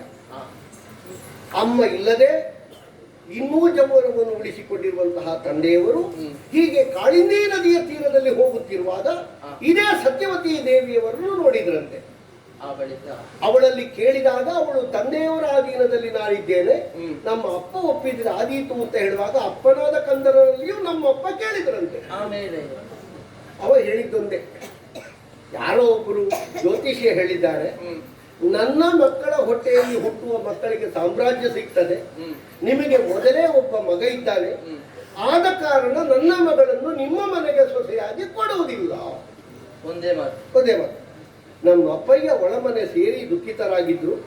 ನಾನು ಬರುವಾಗ ತಂದೆಯವರು ಶೋಕಾಗಾರದಲ್ಲಿದ್ದಾರೆ. ಅವರ ಸಾರಥಿಯಿಂದ ವಿಷಯ ತಿಳಿದು ನಾನೇ ಕಂದರನ ಬಳಿಗೆ ಹೋಗಿ ಏನು ನಿನ್ನ ಕಾಮನೆ ಅಂತ ಕೇಳಿದಾಗ ಒಂದ್ರೆ ಅಂತ ಹೇಳಿದ. ನನ್ನ ಮಗಳ ಹೊಟ್ಟೆಯಲ್ಲಿ ಹುಟ್ಟಿದ ಮಕ್ಕಳಿಗೆ ಸಾಮ್ರಾಜ್ಯ ಸಿಕ್ಕುವುದಿದ್ರೆ ನಾ ಕೊಡ್ತೇನೆ ಅಂತ. ಆಗ ನಾನು ಹೇಳಿದೆ, ನಾನೆಲ್ಲ ಉತ್ತರಾಧಿಕಾರಿ ಅಂತ ನಿನಗೆ ಭಯ, ಸಿಂಹಾಸನವನ್ನು ನಾನು ಏರುವುದಿಲ್ಲ ಪ್ರತಿಜ್ಞೆ ಮಾಡಿದೆ. ಅಲ್ಲಿಗೆ ಅವರದ್ದಾದಂತಹ ಅಭಿಪ್ರಾಯಗಳು ಮುಗಿಯಲಿಲ್ಲ. ಮತ್ತೊಂದು ಮಾತು ಹೇಳಿದ, ನಾಳೆ ನೀವು ಮದುವೆಯಾಗಿ ಮಕ್ಕಳು ಹುಟ್ಟಿದ್ರೆ ಆ ಸಂಶಯವನ್ನು ಪರಿಹರಿಸುವುದಕ್ಕೆ ಇದು ಮೊದಲುಗೊಂಡು ದಾಶ ಲೋಕದಲ್ಲಿರುವ ನಾರಿಯರೆಲ್ಲರೂ ಮಾತೆ ಭಾಗೀರಥಿಗೆ ಸಮಾನ, ಮೇದಾಶ ಬ್ರಹ್ಮಚರ್ಯ ಭವಿಷ್ಯಸಿ. ನನ್ನ ಜೀವಮಾನದಲ್ಲಿ ಬ್ರಹ್ಮಚರ್ಯ ಎನ್ನುವುದು ಜೀವನ ಪೂರ್ತಿ ಆಚರಿಸುವಂತಹ ಒಂದು ವ್ರತವಾಗಿರಲಿ. ಈ ಮಾತನ್ನು ಹೇಳಿದಾಗ ಮೇಲಿನಿಂದ ದೇವತೆಗಳು ಭೀಷ್ಮ ಭೀಷ್ಮ ಭೀಷ್ಮ ಅಂತ ಹೇಳಿದರು. ಸತ್ಯವತಿ ದೇವಿಯವರನ್ನು ತಂದೆಯ ವಧುವಾಗಿ ಕರ್ಕೊಂಡು ಬಂದು ಅಪ್ಪಯ್ಯನಿಗೆ ಒಪ್ಪಿಸುವ ಕಾಲದಲ್ಲಿ ಮಗನೇ ನೀನು ಇಚ್ಛಾಮರಣಿಯಾಗುವಂತ ವರ ಕೊಟ್ಟರು. ಹಾಗಿದ್ರೆ ನಾನು ಏನು ಮಾಡಬೇಕಪ್ಪ ಅಂತ ಹೇಳಿದಾಗ ಒಂದು ಮಾತು, ಹತ್ತಿನಾವತಿಗೆ ಸರಿಯಾದಂತಹ ಒಬ್ಬ ಹಕ್ಕುದಾರ ಇರುವಲ್ಲಿವರೆಗೆ ಬರುವಲ್ಲಿವರೆಗೆ ನೀನು ಬಿಟ್ಟು ಹೋಗಬಾರ್ದು ಮಗ ಅಂತ. ಅಲ್ಲಿಂದ ನಾನು ಹತ್ತಿನಾವತಿಯ ಸಾಮ್ರಾಜ್ಯದ ರಕ್ಷಕರಾಗಿ ಆ ಸಿಂಹವಿ ತೀರಕ್ಕೆ ನನ್ನನ್ನು ನಾನು ಒಡ್ಡಿಕೊಂಡು ಯಾವುದೇ ಬಾಧಕವಾದಂತಹ ವಿಷಯಗಳು ತಲೆದೋರ್ತದೆ ಅಂತಾದ್ರೂ ನನ್ನ ತನುವನ್ನು ಕರಗಿಸಿ ಅದನ್ನು ಪ್ರಶ್ನಿಸುವುದಕ್ಕೆ ಮುಂದಾಗಿ ಹೋಗುವ ನಿಟ್ಟಿನಲ್ಲಿದ್ದದ್ದರಿಂದ ನಿಮ್ಮಲ್ಲಿ ನಡೆದಂತಹ ಒಂದು ವಿವಾಹ ವಿಧಿಯಲ್ಲಿ ನನ್ನ ಪ್ರವೇಶ ಆಗಬೇಕಾದ ಪ್ರಸಂಗ ಬಂತು. ವಿಷಯ ಇಷ್ಟೇ, ನಾನು ಭರಿಸುವುದಕ್ಕಾಗುವುದಿಲ್ಲ. ಅಪ್ಪಯ್ಯನ ಮದುವೆಯ ಕಾಲದಲ್ಲಿ ನಾ ಮಾಡಿದ ಪ್ರತಿಜ್ಞೆಯೇ ಕಾರಣವಾಗಿ ನಾನು ಬ್ರಹ್ಮಚಾರಿಯಾದಂತಹ ನಾನು ಕರ್ಕೊಂಡು ಬಂದ ಹೆಣ್ಣು ಮಕ್ಕಳು ನನ್ನ ತಮ್ಮನಿಗೆ ಶಶಿವಂಶದ ಸೊಸೆಯರು. ಈ ಭಾವದಲ್ಲಿ ನಾನು ನಿಮ್ಮನ್ನು ತೊಡಗಿಸುವುದಕ್ಕೆ ಪ್ರಯತ್ನಿಸಿದ್ರೆ ಇಬ್ಬರು ಒಪ್ಪಿದ್ದಾರೆ, ನೀನೊಬ್ಬರು ಒಪ್ಪಲಿಲ್ಲ. ನಿನ್ನ ಸಮಸ್ಯೆ ಪರಿಹಾರ ಆಯಿತು ಅಂತಾದ್ರೆ ನನ್ನ ತಮ್ಮನನ್ನು ವರಿಸುವಲ್ಲಿ ನಿನಗೆ ಇನ್ನಾದರೂ ಮನಸ್ಸು ಉಂಟು ಅಂತ ಇದ್ರೆ ಎರಡರ ಜೊತೆಯಲ್ಲಿ ಮೂರು ಹೇಗೆ ಮುಂದುವರಿಯುವುದು? ಭೀಷ್ಮಾಚಾರ್ಯರೇ, ಪ್ರಪಂಚದಲ್ಲಿ ಕರ್ಮಪುತ್ರರು ಭೋಗಪುತ್ರರು ಹೀಗೆ ಎರಡು ವಿಧ. ಹುಟ್ಟಿದ ಸಂತಾನವೆಲ್ಲ ಕರ್ಮಪುತ್ರರೆಂದೆನಿಸಿಕೊಳ್ಳುವುದಕ್ಕೆ ಸಾಧ್ಯವಿಲ್ಲ. ತಂದೆ ತಾಯಿಗಳು ಮಾಡಿಟ್ಟ ಸಂಪಾದನೆಯನ್ನು ಕರಗಿಸುವುದಕ್ಕಾಗಿರುವ ಮಕ್ಕಳು ಭೋಗಪುತ್ರರು, ಅಥವಾ ಇದ್ದುಕೊಂಡು ಹಾಗೆ ವ್ಯಯವಾದ ನಿಷ್ಫಲವಾದ ಜೀವನವನ್ನು ಸಾಗಿಸುವುದಕ್ಕಿರುವವರು. ಆದರೆ ನೀವು ಹಾಗಲ್ಲ, ಹುಟ್ಟಿದ ಕುಲವನ್ನ ಬೆಳಗುವುದಕ್ಕೆ, ಜನ್ಮ ಕೊಟ್ಟ ಅಪ್ಪನ ಜೀವನಕ್ಕೆ ಅರ್ಥವನ್ನು ಒದಗಿಸಿಕೊಡುವುದಕ್ಕೆ ಕರುಣೆಯ ಹೃದಯದಿಂದ ಯೋಚಿಸಿದವರು. ಓ ಕರುಣಾನಿಧಿ, ಕರುಣಾನಿಧಿ ಅವತರಿತು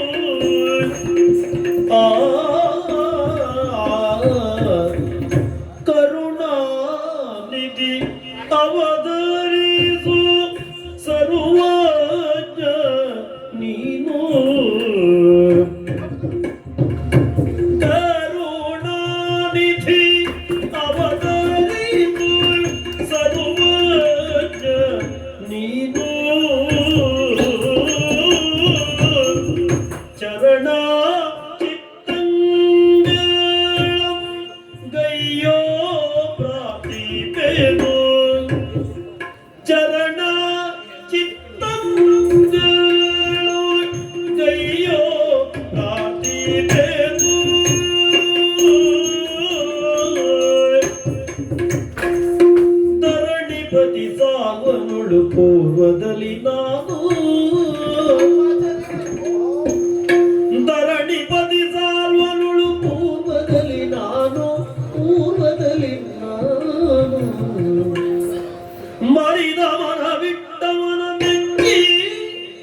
ಪರಿತ ಮನವಿಟ್ಟವನ ಮೆಚ್ಚಿ ಮೆಚ್ಚಿ ಮೆಚ್ಚಿ ಒಲಿದಿಯನು ಧರಣಿ ಬದಿದಾಲ್ವಗಳು ಮೂಲದಲ್ಲಿ ನಾನು ಪರಿತ ಮನವಿಟ್ಟವನ ಮೆಚ್ಚಿ ಒಲಿದಿಯನು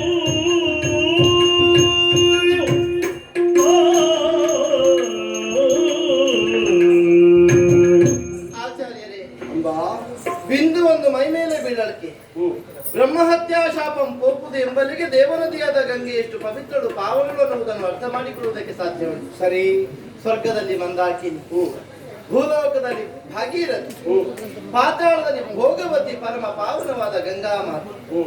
ಅಂತಹ ಗಂಗೆಯ ಸೂರ್ಯ ನಿಮ್ಮ ಪರಾಕ್ರಮ, ನಿಮ್ಮ ವಿಕ್ರಮ, ನಿಮ್ಮ ಭಾವ ನೈಪುಣ್ಯತೆ, ನಿಮ್ಮ ಮನಸ್ಸು, ನಿಮ್ಮ ಅಂತರಂಗ, ನಿಮ್ಮ ಗುಣ ಸ್ವಭಾವ ಎಲ್ಲವನ್ನು ನಾನು ಸ್ಪಷ್ಟವಾಗಿ ಅರ್ಥ ಮಾಡಿಕೊಂಡೆ. ಸದ್ಗುಣಿಗಳು, ಸತ್ಕೀರ್ತಿವಂತರು, ಶೀಲ ಸಂಪನ್ನರು, ಹೃದಯದಿಂದ ಯೋಚಿಸಬಲ್ಲವರು. ಅಂತಹ ನೀವಿಂದು ನಿಮ್ಮ ಕುರಿತಾಗಿ ಆಡುವುದಕ್ಕೆ ತೊಡಗಿದ್ದೀರಿ. ಭೀಷಣವಾದ ಪ್ರತಿಜ್ಞೆಯನ್ನು ಗೈದ ಕಾರಣ ದೇವತೆಗಳೆಲ್ಲ ಕೊರಳಿನಿಂದ ನಿಮ್ಮನ್ನು ಪ್ರಪಂಚ ಮುಂದಕ್ಕೆ ಭೀಷ್ಮ ನಿಲ್ಲುವ ಹಾಗೆ ಗುರುತಿಸಲಿ. ಹೀಗೆ ಹೊಸದಾದ ಅಭಿಧಾನವನ್ನೇ ತಂದುಕೊಟ್ಟ ನಿಜ. ಒಂದರ್ಥದಲ್ಲಿ ನಿಮ್ಮ ಬದುಕಿನ ಸಂಪಾದನೆ. ತಂದೆಗೆ ಬೇಕಾಗಿ ತನ್ನ ಜೀವನವನ್ನೇ ತ್ಯಾಗ ಮಾಡಿದ ತ್ಯಾಗಮೂರ್ತಿ ತನ್ನ ಬದುಕನ್ನು ಯೋಚಿಸಲಿಲ್ಲ, ತನ್ನ ಬದುಕಿನ ಕುರಿತಾಗಿ ಅವಲೋಕನವನ್ನು ನಡೆಸಲಿಲ್ಲ. ತನ್ನ ಹೆಂಡತಿ, ತನ್ನ ಮಕ್ಕಳು, ತನ್ನ ಸಂಸಾರ, ಹೀಗೊಂದು ಕನಸನ್ನು ನೀವು ಕಟ್ಟಿಕೊಂಡಿದ್ದೀರೋ ಏನೋ ನನಗೆ ಗೊತ್ತಿಲ್ಲ. ಆದರೂ ಅದಾವುದನ್ನು ಮುಂದಿರಿಸದೆ ತಂದೆ ವಯಸ್ಸಿದ್ದನ್ನು ಒದಗಿಸಿಕೊಡುವುದಕ್ಕೆ ಬೇಕಾಗಿ ತಾನು ಏನನ್ನಾದರೂ ಅನುಭವಿಸುತ್ತೇನೆ, ಹೇಗಾದರೂ ಇದ್ದೇ ಇರ್ತೇನೆ, ನನ್ನ ಜೀವನವನ್ನು ಚಂದ್ರಕುಲವನ್ನು ಬೆಳಗಿಸುವುದಕ್ಕಾಗಿ ಮುಡಿಪಾಗಿ ಅಥವಾ ತೈಲದೋಪಾದಿಯಲ್ಲಿ ಸವಿಸ್ತೇನೆ. ಈ ಭಾವವನ್ನು ನೀವು ಮೆರೆಸಿದ್ರೆ ಜೀವಿತವು ವಾಕ್ಯಕರಣವಾದ ಬದುಕಿನಲ್ಲಿ ತಂದೆಯವರ ವಾಕ್ಯವನ್ನು ಅನುಸರಿಸದೇ ಇರುವವ ಪುತ್ರ ಅಂತ ಹೇಳಲ್ಪಡುವುದಿಲ್ಲ. ನಾವು ಅಪ್ಪನಿಗೆ ಮಕ್ಕಳಾಗಬೇಕು. ವಚನ ಪರಿಪಾಲನೆ, ಅದರ ಮಹತ್ವ ಏನನ್ನುವುದನ್ನು ಪೂರ್ವ ಯುಗದಲ್ಲಿ ನಾವು ಕೇಳಿ ತಿಳಿದವರು. ತಂದೆ ತಾಯಿಗಳಾಡಿದ ವಚನವನ್ನು ಪಾಲಿಸಬೇಕಾದದ್ದು, ತಂದೆ ತಾಯಿಗಳಿಗಿಂತ ವಚನವನ್ನು ಪೂರೈಸಬೇಕಾದದ್ದು ಮಕ್ಕಳ ಆದ್ಯ ಕರ್ತವ್ಯ. ಅಂತೆಯೇ ತಮ್ಮನ್ನು ತಾವು ಒದಗಿಸಿಕೊಟ್ಟಿದ್ದೀರಿ ಮಹಾನೀಯರೇ. ಬೇರೇನೂ ಅಲ್ಲ, ಮತ್ತೆ ತಂದೆಯ ಕುರಿತಾಗಿ ಇಷ್ಟು ಯೋಚಿಸುವಷ್ಟು ನೀವು ಮನಸ್ಸು ಮಾಡ್ತೀರಿ ಅಂತಾದ್ರೆ ನಿಮ್ಮ ಹೃದಯದಲ್ಲಿ ಇತರರ ಕುರಿತಾಗಿ ಕರುಣೆ ಇದ್ದೇ ಇರ್ತದೆ ಅನ್ನೋ ಭಾವ ನನಗೆ ಸ್ಪಷ್ಟವಾಯಿತು. ಸರಿಯಾದಂತಹ ಪಾತ್ರತ್ವ ಉಂಟು ಅಂತಾದ್ರೆ ಎಲ್ಲರಲ್ಲಿಯೂ ಕರುಣೆ ಇದ್ದೇ. ಆದ್ದರಿಂದಲೇ ಆಡಿದ್ದು ಹೇಗೆ ಕರುಣಾನಿಧಿ ಅವಧರಿಸು, ನನ್ನ ಅಂತರಂಗವನ್ನು ತೆರೆದಿಡುವುದಕ್ಕೆ ನಾನು ಧೈರ್ಯ ಮಾಡುತ್ತಿದ್ದೇನೆ. ಈಗ ನಿನಗೆ ನನ್ನ ಕರುಣೆ ಬೇಕು ಅಂತ ಕೇಳುವಲ್ಲಿ ಏನು ಅಂತ ವಿಷಯ. ಕೇವಲ ಅವತರಿಸುವುದಷ್ಟೇ ಅಲ್ಲ, ಕರುಣೆಯಿಂದ ನಾನು ಹೇಳಿದ್ದನ್ನು ಪಾಲಿಸಬೇಕು, ನಡೆಸಿಕೊಡಬೇಕು, ನನ್ನ ಭವಿತವ್ಯವನ್ನು ನಿರ್ಧರಿಸಬೇಕು. ನಿನಗೂ ಅದರಲ್ಲಿ ಸಂಶಯ ಉಂಟಾ? ಸಿಕ್ಕಿತೋ ಸಿಕ್ಲಿಕ್ಕಿಲ್ವೋ? ನೀವು ಮನಸ್ಸು ಮಾಡ್ತೀರಿ ಅಂತಾನೆ ಬದುಕು ಸುಗಮವಾಗ್ತದೆ. ತುಂಬಿದ ಸಭೆಯಲ್ಲಿ ಮನಸ್ಸು ಮಾಡುವುದು ಅಂತ ಹೇಳಿದ್ರೆ ಹೆಚ್ಚಿನದ್ದಾದಂತಹ ಒಂದು ವಿಶೇಷತೆಯ ಒತ್ತನ್ನು ಕೊಟ್ಟು ಈ ಹೊತ್ತು ನಾನು ಸಹಕರಿಸಬೇಕು. ಇರ್ಲಿ, ಏನು ಕೇಳೋಣ. ತಂಗಿಯಂದಿರು ಒಪ್ಪಿ ನಡೆದಿದ್ದಾರೆ. ನಾನೊಬ್ಬಳು ನಿಂತು ನಿಮ್ಮನ್ನ ಪ್ರಶ್ನಿಸುವುದಕ್ಕೆ ಮುಂದಾಗಿದ್ದೇನೆ. ಈಗ ಮದುವೆ ಆಗದಿರುವುದಕ್ಕೆ ನಿಮ್ಮ ನಿರ್ಧಾರ, ನಿಮ್ಮ ಮನಸ್ಸು, ನಿಮ್ಮ ತೀರ್ಮಾನ ಏನು ಅಂತ ನನಗೆ ಗೊತ್ತಾಯಿತು. ಅಂತೆಯೇ ನಿಮ್ಮ ತಮ್ಮನನ್ನು ನಿರಾಕರಿಸುವುದಕ್ಕೆ ಒಂದು ಬಲವಾದ ಕಾರಣವಿದೆ. ನಿನಗೂ ಕಾರಣ ಇದೆ? ಹೌದಷ್ಟೇ. ನನಗೆ ಅಪ್ಪನಿಗೆ ಮದುವೆ ಮಾಡಿಸುವಲ್ಲಿ ಕಾರಣ. ನಿನಗೇನು ಕಾರಣ? ಬೇರೇನೂ ಅಲ್ಲ, ತುಂಬಿದ ಸ್ವಯಂವರ ಮಂಟಪದಲ್ಲಿ ನೆರೆದ ಭೂಲಲಾಮರು ನಿಮ್ಮನ್ನಾರೂ ಕಣ್ಣಿಗೆ ಕಣ್ಣಿಟ್ಟು ನೋಡೋ ಧೈರ್ಯ ಮಾಡಲಿಲ್ಲ. ಆದ್ರೆ ಒಬ್ಬ ಕುಳಿತ ಸ್ಥಳದಿಂದ ಎದ್ದು ಏರು ಧ್ವನಿಯಿಂದಲೇ ಕಟಾರಿಯನ್ನು ಜಳಪಿಸುತ್ತಾ ಒಂದು ಕೈ ನೋಡ್ತೇನೆ ಅನ್ನುವ ಹಾಗೆ ಧೈರ್ಯ ಮಾಡಿದ್ದ ಹಾಗೆ ಬಿಟ್ಟು ತಿಂದು ಬಿದ್ದಿದ್ದ. ಏನು ಮಾಡೋಣ, ನಿಮ್ಮ ಕೈ ಮೇಲಾಯಿತು, ಅವನ ಕೈ ಕೆಳಗಾಯಿತು. ಅಲ್ಲ, ಅದು ಕೈ ಎತ್ತಲಿಕ್ಕೆ ಇರುವಂತದ್ದಲ್ಲ, ಏನೋ ದುಸ್ಸಾಹಸ ಮಾಡಿದ. ಸುರ ನರರ ಮಧ್ಯದಲ್ಲಿ ನನ್ನನ್ನು ಗೆಲ್ಲುವುದಕ್ಕೆ, ಅತಿಕ್ರಮಿಸುವುದಕ್ಕೆ ಇನ್ನೊಬ್ಬರಿಲ್ಲ ಅನ್ನೋ ಉದ್ಘೋಷವನ್ನು ಕೇಳಿದ ಬಳಿಕವೂ ನಿಮ್ಮ ಕೂಡ ಭವರವನ್ನು ಕೊಡುವುದಕ್ಕೆ ಒಬ್ಬ ಮನಸ್ಸು ಮಾಡ್ತಾನೆ ಅಂತಾದ್ರೆ ಅವನು ನಿಷ್ಪ್ರಯೋಜಕನಾಗುವುದಕ್ಕಿಲ್ಲವಲ್ಲ, ಅದು ಹುಟ್ಟು ಸಾಹಸ ಎಂದು ಎನಿಸಿಕೊಳ್ಳುವುದಕ್ಕಿಲ್ಲವಲ್ಲ. ಹಾಗೆ ಬೇಸರ ಮಾಡಬೇಡ. ಇಲ್ಲ, ಕೆಲವು ಸಲ ಬುದ್ಧಿ ಭ್ರಮಣೆ ಆದವರಿಗೂ ಯಾರಿಗೂ ತಾಗಿ ಬಿಡುವ ಅಂತಾಗಿ ಹೋಗ್ತಾರೆ. ಬುದ್ಧಿ ಭ್ರಮಣೆ ಆದವರ ಸ್ಥಿತಿ ಅದು ಹೌದು ಅಂತ ಆದ್ರೆ, ಬುದ್ಧಿಯಲ್ಲಿ ಇನ್ನೊಬ್ಬರಿಗೆ ಮನೆ ಮಾಡಿಕೊಟ್ಟವರ ಸ್ಥಿತಿಯು ಹಾಗೆ ಇರ್ತದೆ. ಈ ಪ್ರೇಮ ಕಾಮಗಳಿಗೆಲ್ಲ ಬಲಿಯಾದವರು ಒಂಥರ ಹುಚ್ಚರ ಹಾಗೆ ಇರ್ತಾರೆ. ಅದೇನು ಬಲಿಯಾಗುವುದು? ಅಲ್ಲಲ್ಲ ಹೇಳಿದ್ದಾನು, ನೀನು ಹೇಳಿದೆಯಲ್ಲ ಹಾಗೆ ನೀವು ಬುದ್ಧಿಯಲ್ಲಿ ಯಾರಿಗೋ ಒಂದು ಜಾಗ ಕೊಟ್ಟವರು ಹಾಗಿರ್ತಾರೆ ಅಂತ. ಹಾಗಾಗಿ ಕೂತ್ಕೊಂಡು ಏನೋ ಆಲೋಚನೆ ಮಾಡ್ತಾರೆ, ಮತ್ತೆ ಮುಟ್ಟಬೇಕು ಅಂತ ಅತ್ಯಾಚಾರ ಆಗ್ತಾರೆ.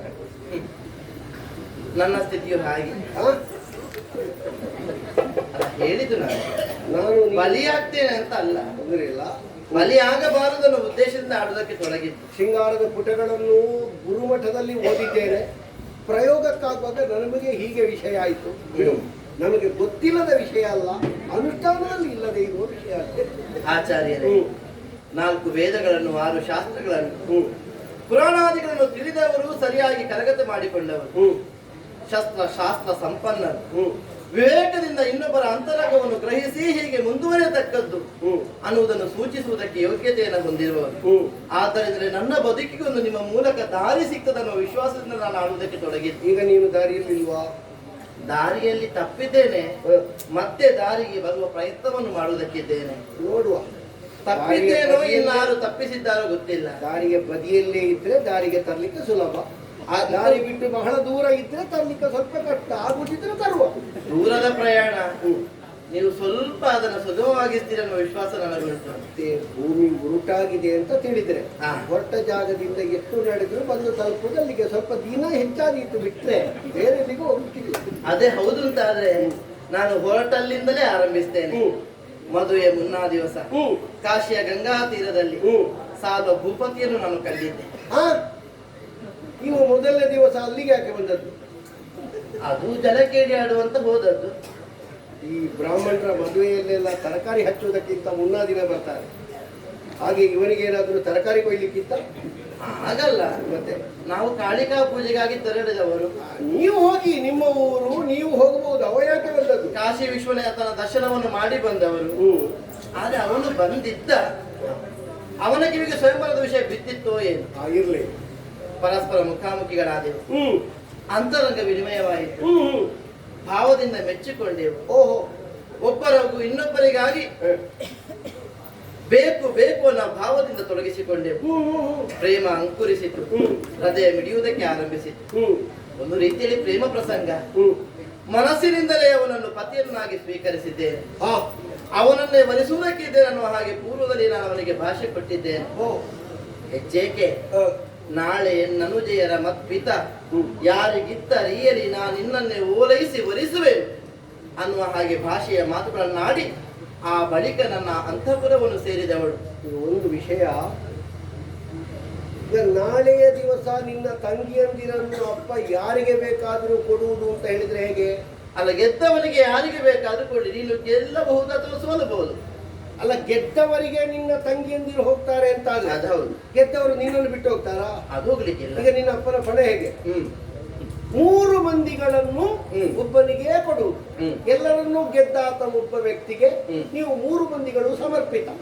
ಈಗ ಒಬ್ಬ ಗೆದ್ದ, ನಿನ್ನ ಅಪ್ಪ ಕೊಡ್ಲಿಕ್ಕೆ ಮುಂದಾಗುವಾಗ ಅವರನ್ನಿಬ್ಬರನ್ನು ಕೊಡಿ, ನನ್ನನ್ನು ಬೇಡ ಅಂತ ಹೇಳಿದ್ರೆ ಗೆದ್ದವ ಕೇಳ್ತಾನಮ್ಮ. ಹಾಗಲ್ಲ, ನಾನಿನ್ನ ಓಲೈಸಿ ಬರಿಸುವೆನು ಅನ್ನುವಲ್ಲಿ ಯಾವನು ಗೆದ್ದವನಿದ್ದಾನೆಯೋ ಗೆಲ್ಲುವುದಕ್ಕಿದ್ದಾನೆಯೋ ಅವನನ್ನು ಕಾಡಿ ಬೇಡಿಯಾದರೂ ಕಾಲಿಗೆ ಬಿದ್ದಾದರೂ ಅವನನ್ನು ಒಪ್ಪಿಸಿ ಮತ್ತೆ ನಿನ್ನ ಬಳಿ ಬರ್ತೇನೆ ಅನ್ನುವ ಹಾಗೆ ನಾನು ವಿಶ್ವಾಸ.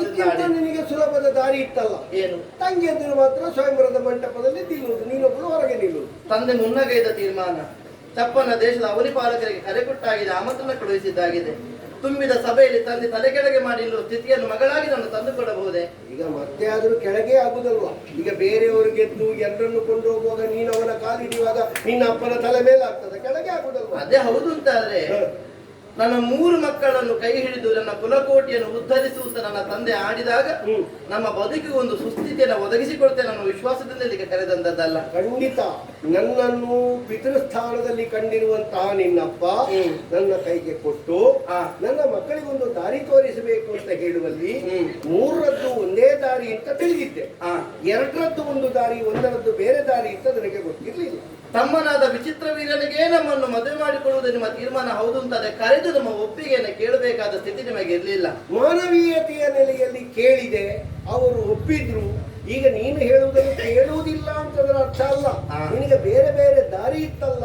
ಆದ್ದರಿಂದಲೇ ಮಾನವೀಯ ನೆಲೆಯಲ್ಲಿ ಮಾನ ನಿಧಿಗಳಾದ ತಾವು ಕರುಣೆಯಿಂದ ನಾನು ಆಡಿದಕ್ಕೆ ಸಮ್ಮತಿಸ್ತೀರಿ, ನನ್ನ ಭಾವವನ್ನು ತಿಳಿತೀರಿ ಅನ್ನೋ ನಿರ್ಧಾರದಿಂದ ಆಡುವುದಕ್ಕೆ ತೊಡಗಿದ್ದು, ಬೇರೇನೂ ಅಲ್ಲ. ಮತ್ತೆ ಒಬ್ಬನಿಗೆ ಮನಸ್ಸು ಕೊಟ್ಟ ಹೆಣ್ಣು ಮಗಳು ಇನ್ನೊಬ್ಬನಿಗೆ ದೇಹವನ್ನು ಕೊಡುವುದಕ್ಕೆ ಸಾಧ್ಯವೇ? ಹಾಗೆ ಮಾಡುವುದಕ್ಕೆ ಮುಂದಾದರೂ ಅಂತಾದ್ರೆ ಅದು ವ್ಯಭಿಚಾರ ನೆನೆಸಿಕೊಳ್ಳುವುದಕ್ಕಿಲ್ಲವೇ? ಈಗ ನೀನು ಶಾಸ್ತ್ರದಲ್ಲಿ ಮಾತಾಡುವುದ ಮನಸ್ಸಿನಲ್ಲಿಯ? ಎರಡು ಬಗೆಯಿಂದಲೂ ಹೌದು. ಅಲ್ಲ, ಒಂದು ಬಗೆಯಿಂದ ಸರಿ ಆಗ್ತದೆ. ಈಗ ಮನಸ್ಸಿನಿಂದ ಮಾತಾಡುವುದಿದ್ರೆ ಈ ಕಾಲಕ್ಕೆ ಹೆಣ್ಣಿನ ಮನಸ್ಸಿಗೆ ಪ್ರಾಶಸ್ತ್ಯವೇ ಇಲ್ಲ. ಇಲ್ಲ. ಮೈತ್ರಾವರುಣಿಗಳ ನೆಲೆಗಟ್ಟಿನಂತೆ ಹೆಣ್ಣಿನ ದೇಹಕ್ಕೆ ಮಾತ್ರವೇ ಪ್ರಾಶಸ್ತ್ಯ ಬಿಟ್ರೆ ಮನಸ್ಸಿಗಿಲ್ಲ, ಸ್ವಾತಂತ್ರ್ಯ ಇಲ್ಲ. ಒಬ್ಬನನ್ನು ಮದುವೆಯಾಗುವುದಕ್ಕಿಂತ ಮೊದಲು ಒಬ್ಬಳು ಮೆಚ್ಚಿದ್ದಾಳೆ ಎನ್ನುವುದರಲ್ಲಿ ಯಾವ ಶಾಸ್ತ್ರದ ಅಡೆತಡೆಯೂ ಬರುವುದಿಲ್ಲ.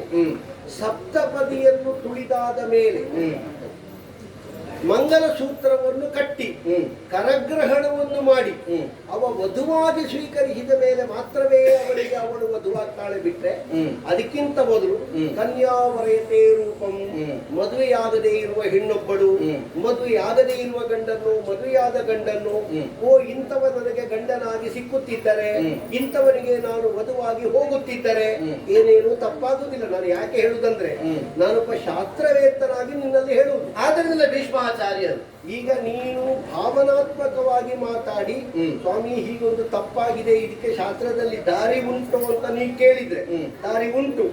ಒಬ್ಬನನ್ನು ಕಂಡು ಮರುಳಾಗಿ ಅವನಿಗೆ ಮಾತು ಕೊಟ್ಟರು ಶಾಸ್ತ್ರಕ್ಕೆ ಬಾಧಕವಾದ ವಿಷಯ ಅಲ್ಲ. ನಿನ್ನನ್ನು ನನ್ನ ತಮ್ಮನಿಗೆ ವಧುವಾಗಿ ನಾ ತೆಕ್ಕೊಳ್ತೇನೆ. ಭೀಷ್ಮಾಚಾರ್ಯರೇ, ಕನ್ಯಾದಾನ ಅನ್ನೋ ಪ್ರಯೋಗದ ಜೊತೆಗೆ ಕನ್ಯಾದಾನ ಅನ್ನೋ ಪ್ರಯೋಗವು ಸೇರಿಕೊಳ್ಳುತ್ತದೆ. ಸರಿ, ಒಂದು ಮಹಾಪ್ರಾಣ ಅಂದ್ರೆ ಅದಾನ ಅನ್ನುವಲ್ಲಿ ಸಮಾನತೆ, ಪರಸ್ಪರ ಸಮಾನತೆ ಅಂತ ಅರ್ಥ. ಅಂತಸ್ತಿನ ನೆಲೆಗಟ್ಟಿನಲ್ಲಿ ಮಾತ್ರ ಅಲ್ಲ, ಮಾನಸಿಕವಾದ ಸ್ಥಿತಿಯಲ್ಲಿ ಹೆಣ್ಣು ಗಂಡು ಪರಸ್ಪರ ಒಪ್ಪಿ ಇನ್ನೊಬ್ಬರ ಜೊತೆಗೂಡಬೇಕು. ಆದ್ದರಿಂದಲೇ ವಿವಾಹ ಅನ್ನುವುದು ಮುಂಚೂಣಿಯಲ್ಲಿ ಬಳಕೆಯಲ್ಲಿರುವ ಪದ ಹೌದು ಅಂತಾದ್ರೂ ವೈವಾಹಿಕ ಜೀವನ ಬೇರೆ, ದಾಂಪತ್ಯ ಜೀವನ ಬೇರೆ. ವೈವಾಹಿಕ ಜೀವನಕ್ಕೂ ದಾಂಪತ್ಯ ಜೀವನಕ್ಕೂ ಏನು ವ್ಯತ್ಯಾಸ ಅಂತ ಕೇಳಿದ್ರೆ, ಹೆಣ್ಣಿನ ಆಸೆಯನ್ನು, ಹೆಣ್ಣಿನ ಒಲವನ್ನು ಅತಿಕ್ರಮಿಸಿ ಒಬ್ಬ ಗಂಡೂಸು ಅಥವಾ ಗಂಡನಾದವ ಅಥವಾ ಗಂಡು ದೇಹವನ್ನು ಹೊಂದಿದವ ಹೆಣ್ಣನ್ನು ಮದುವೆಯಾಗುವುದಕ್ಕೆ ಮುಂದಾಗುವ ಪ್ರಕ್ರಿಯೆಗೆ ವೈವಾಹಿಕ ಜೀವನ ಅಂತ ಹೆಸರು. ಹೆಣ್ಣು ಗಂಡು ಪರಸ್ಪರ ಒಪ್ಪಿ ನನಗೆ ನೀನಾದೀತು, ನಿನಗೆ ನಾನು ಎಣೆಯಾದೀತು ಅನ್ನುವ ಭಾವದಿಂದ ನಾವೆಯನ್ನು ತೂಗುವುದಕ್ಕೆ ಅಥವಾ ಒಂದು ದೃಢಪಡಿಸುವುದಕ್ಕೆ ಮುಂದಾಗ್ತಾರೆ ಅಂತ ಆದ್ರೆ ಅದಕ್ಕೆ ದಾಂಪತ್ಯ ಜೀವನ ಅಂತ ಹೆಸರು. ನಿಮ್ಮ ಮನೆಯ ಹೊತ್ತಿಲನ್ನು ಸೇರಿ ಮನೆಯನ್ನ ಬೆಳಗಬೇಕಾದ ಹೆಣ್ಣು ವೈವಾಹಿಕ ಜೀವನವನ್ನು ತುಳಿದು ಬರಬೇಕು, ದಾಂಪತ್ಯ ಜೀವನವನ್ನು ತುಳಿದು ಬರಬೇಕು ಅಂತ ಯೋಚಿಸುವುದು. ಅದನ್ನು ಮೀರಿ ಈ ಪೂರ್ವದಲ್ಲಿ ಕುರುಂದರಪತಿ ಯಾವ ಹೆಗ್ಗಳಿಕೆಯಿಂದ ಆಡಿ ಬೆಳಗಿದರು ಅಂತಹ ಪವಿತ್ರವಾದ ಚಂದ್ರವಂಶದಲ್ಲಿ ಸಂಜನಿಸಿದ ತಾವುಗಳು ಸತ್ಕೀರ್ತಿ ಸಂಪನ್ನರಾಗಿ ಅಕಳಂಕಿತರಾಗಿ ಇವರಿಗೆ ಉಳಿದಿದ್ದೇನೆ. ಚಂದ್ರವಂಶ ಅನ್ನುವ ಶುಭ್ರವಾದ ಬಟ್ಟೆಗೆ ಕಪ್ಪು ಚುಕ್ಕಿಯನ್ನು ತರುವುದಕ್ಕೆ ನಾನು ಮನಸ್ಸು ಮಾಡುವುದಿಲ್ಲ. ಮದುವೆ ಬಳಿಕ ಮರೆತು ಬಿಟ್ಟರಾಯಿತು ಅಂತ ಆಡಿದರೆ ಹೆಣ್ಣು ಮನಸ್ಸು ಕೊಟ್ಟ ಮೇಲೆ ಮರೆಯುವುದಕ್ಕೆ ಸಾಧ್ಯವೇ? ನಾನು ಇರುವಲ್ಲಿಯವರೆಗೆ, ನನ್ನ ಉಸಿರು ಇರುವಲ್ಲಿಯವರೆಗೆ ಸಾಲು ನನ್ನ ಮರೆತಿರುವುದಕ್ಕೆ ನನ್ನಿಂದ ಆಗುವುದಿಲ್ಲ. ಆದ್ದರಿಂದಲೇ ಇನ್ನೊಬ್ಬನಿಗೆ ತನ್ನ ಮನಸ್ಸನ್ನು ಕೊಟ್ಟ ಹೆಣ್ಣು ಮಗಳನ್ನ ನಿಮ್ಮ ಮನೆಯ ಸೊಸೆಯನ್ನಾಗಿಸುವುದಕ್ಕೆ ಮನಸ್ಸು ಮಾಡ್ತೀರಾ ತಾವು? ಶಾಸ್ತ್ರದಲ್ಲಿ ವಿರುದ್ಧ ಇಲ್ಲ ಅಂತ, ಶಾಸ್ತ್ರದಲ್ಲಿ ವಿರುದ್ಧ ಇಲ್ಲ. ಈಗ ನಿಮಗೇನಾದ್ರೂ ದೈಹಿಕವಾದ ವಿಷಯ ನಡೆದಿದ? ಇಲ್ವಲ್ಲ. ಅದಿಲ್ಲ. ಇಲ್ವಲ್ಲ.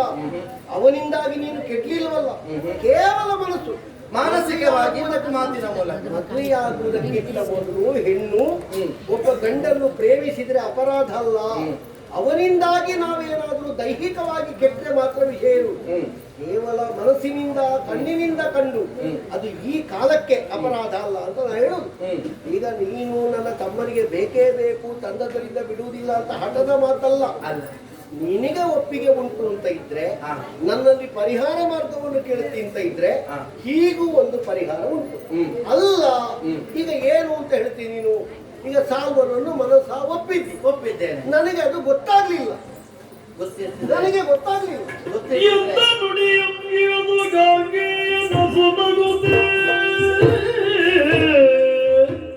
ಸುಂದರಾಂಗಿಯೇ, ನಿನ್ನ ಮನದ ಸಂಕಲ್ಪ ಎನಗಂದು ತಿಳಿದಿರೆ ತೊರೆದು, ನಿನ್ನ ಮನದ ಸಂಕಲ್ಪ ಎನಗಂದು ತಿಳಿದಿರೆ ಸುಂದರ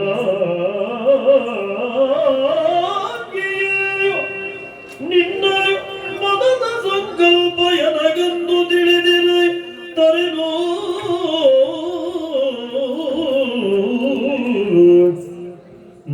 ನಡೆದ ಕಾರ್ಯಕ್ಕಿನ್ನು ಮುಂದೇನ ಮಾಡ್ಬೋದೇನು ಏನು ಮಾಡ್ಲಿಕ್ಕೆ ಬರ್ತದೆ ಹೇಳು? ನಡೆದ ಕಾರ್ಯಕ್ಕೆ ಮುಂದೇನ ಮಾಡ್ಬೋದೇನು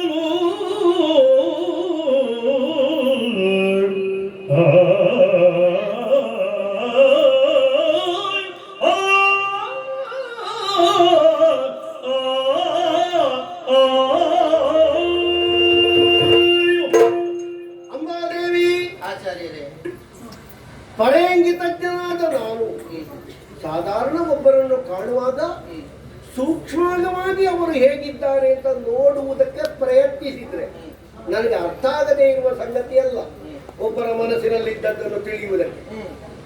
ನಿಮ್ಮನ್ನು ಅಂತಹ ಕುತೂಹಲದ ದೃಷ್ಟಿಯಿಂದ ನಾನು ಕಾಣಲಿಲ್ಲ. ಯಾಕೆ ಕೇಳಿದ್ರೆ, ವರನ ಮಾಲಿಕೆಯನ್ನು ಹಿಡಿದು ವಧುಗಳಾಗಿ ಮದುವೆ ಮಂಟಪದಲ್ಲಿ ನಿಂತ ನೀವು ಅಂತಹ ಒಂದು ವಿಷಯದಲ್ಲಿ ಕಟ್ಟು ಒಡೆದಿರ್ಲಿಕ್ಕಿಲ್ಲ. ಕಾಶಿಯವರು ಈ ಭಾವದಲ್ಲಿ ನಾನು ಕರ್ಕೊಂಡು ಬಂದೆ. ಒಂದು ಎಳೆ ನೀನು ಮತ್ತೊಬ್ಬನ ಪ್ರಣಯಿನಿ ಅಂತ ತಿಳಿಯುತ್ತಿದ್ದರೆ ನಿನ್ನನ್ನು ನಾನು ತರ್ತಿರ್ಲಿಲ್ಲ. ನನಗೆ ಗೊತ್ತಿರಲಿಲ್ಲ, ತಂದಾಗಿದೆ. ಈಗ ನಿನ್ನಲ್ಲಿ ಕೇಳ್ತೇನೆ, ಏನು? ನಾನು ನಿನ್ನನ್ನು ಏನಾಗಿ ನಡೆಯಿಸಿಕೊಂಡರೆ ನಿನಗೆ ಕ್ಷೇಮವಾಗ್ತದೆ? ನಿನ್ನ ಅಪ್ಪನ ಬಳಿಗೆ ಕಳುಹಿಸಲೆ, ನನ್ನ ತಮ್ಮನ ಜೊತೆಯಲ್ಲಿ ಮದುವೆ ಮಾಡಿಸಲೆ, ಅಲ್ಲ ಸಾಲ್ವನಲ್ಲಿಗೆ ಕಳುಹಿಸಲೆ, ಅಥವಾ ನಿನ್ನ ಇಚ್ಛೆಯಂತೆ ನೀನು ಬೇಕಾದಾಗೆ ಮಾಡುವಂತ ಬಿಟ್ಟು ಬಿಡ್ಲೆ? ನಾನು ಏನು ಮಾಡುವುದರಿಂದ ನಿನಗೆ ಸೌಖ್ಯವಾಗ್ತದೆ ಅದನ್ನು ನಾವು ಮಾಡ್ತೇನೆ. ಒಂದು ವಿಚಾರ, ಹೇಗೆ? ಚಂದಿರಾನ್ವಯ ದೀಪ ಕೇಳು ದಯದ್ಯೋ ಏನು ಮಾಡ್ಲಿ? ನೀನು ಚಂದಿರಾನ್ವಯ ದೀಪ ಕೇಳು ದಯದ್ಯೋ ಸತ್ಯ ಸಂದ ನೀನೆಂಬುದು ಅರಿತಿ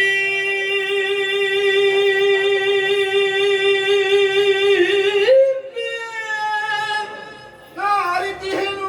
ಸತ್ಯ ಸಂದ ನೀನೆಂಬುದು ಅರಿತಿ ನೀಯನ್ನ ಎಂದಿಗೈ ತಗಳೆನುದ ಮಾರ್ಗವು ನೋಡುತ್ತೀಯ ಸಾಲ್ವನಲ್ಲಿಗೆ ಕಳುಹಿಸು. ನೀಯನ್ನ ಎಂದಿಗೈ ತಗಳೆನುದ ಮಾರ್ಗವು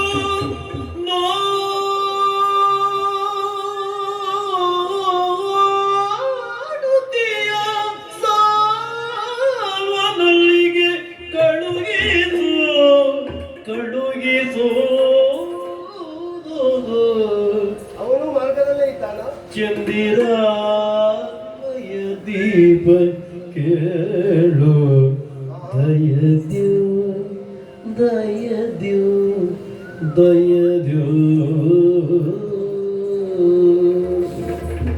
ಚಂದಿರಾನ್ವಯ ಕೇಳುವುದೆಯದು. ಹೌದು, ಪವಿತ್ರವಾದ ಚಂದ್ರವಂಶವನ್ನು ಈವರೆಗೆ ಬೆಳಗಿಸಿದ ಕೀರ್ತಿ ವರ್ತಮಾನದಲ್ಲಿ ಯಾರಿಗೆ ಸತ್ತದೆ ಅಂತ ಕೇಳಿದ್ರೆ ಪ್ರೇರವಾಗಿ ಒಂದೇ ಉತ್ತರ, ಅದು ಭೀಷ್ಮಾಚಾರ್ಯರಿಗೆ.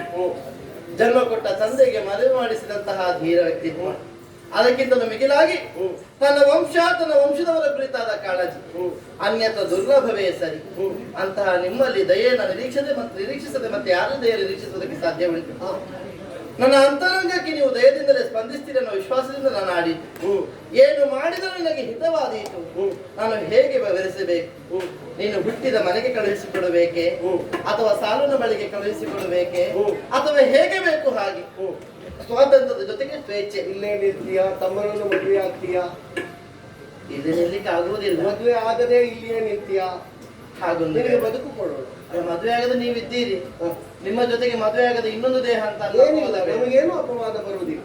ಅಲ್ಲ, ಹಾಗಲ್ಲ. ಚಂದ್ರ ವಂಶದ ನೆರಳು ಎನ್ನುವುದು ಪ್ರತಿಯೊಬ್ಬರಿಗೂ ಉಂಟೇ ಉಂಟು. ಕರುಣನಿಧಿಯಾಗಿ ಹೇಗೂ ಹಾಗೆ ಆಗಿದೆ ಹೀಗಾಗಿದೆ, ನನಗೊಂದು ಬದುಕು ಬೇಕು ಅಂತ ಹೇಳಿದ್ರೆ ನಿನ್ನನ್ನು ಇಲ್ಲೇ ಬದುಕಿಸೋಣ. ತಂದೆಗೆ ಮದುವೆ ಮಾಡಿಸಿದ ಮಹಾತ್ಮನ ಸನ್ನಿಧಾನದಲ್ಲಿ ಬಂದು ಸೇರಿದ ಹೆಣ್ಣಿಗೆ ಮದುವೆಯ ಭಾಗ್ಯ ಇಲ್ಲ ಅಂತ ಆಗುದು ಬೇಡ. ಅಲ್ಲ, ಭಾಗ್ಯ ಉಂಟು ಅಂತಾದ್ರೆ ನೀ ಹೇಳು ಹೇಗೆ? ದಾರಿ ಇದೆ. ದಾರಿಯಲ್ಲೇ ಇರುವವರ ಕಡೆಗೆ ಹೋದ್ರೆ ದಾರಿ ಸಿಗ್ತದೆ. ಯಾರವ? ಸಾಲ್ವ ರಾಜೇಂದ್ರ.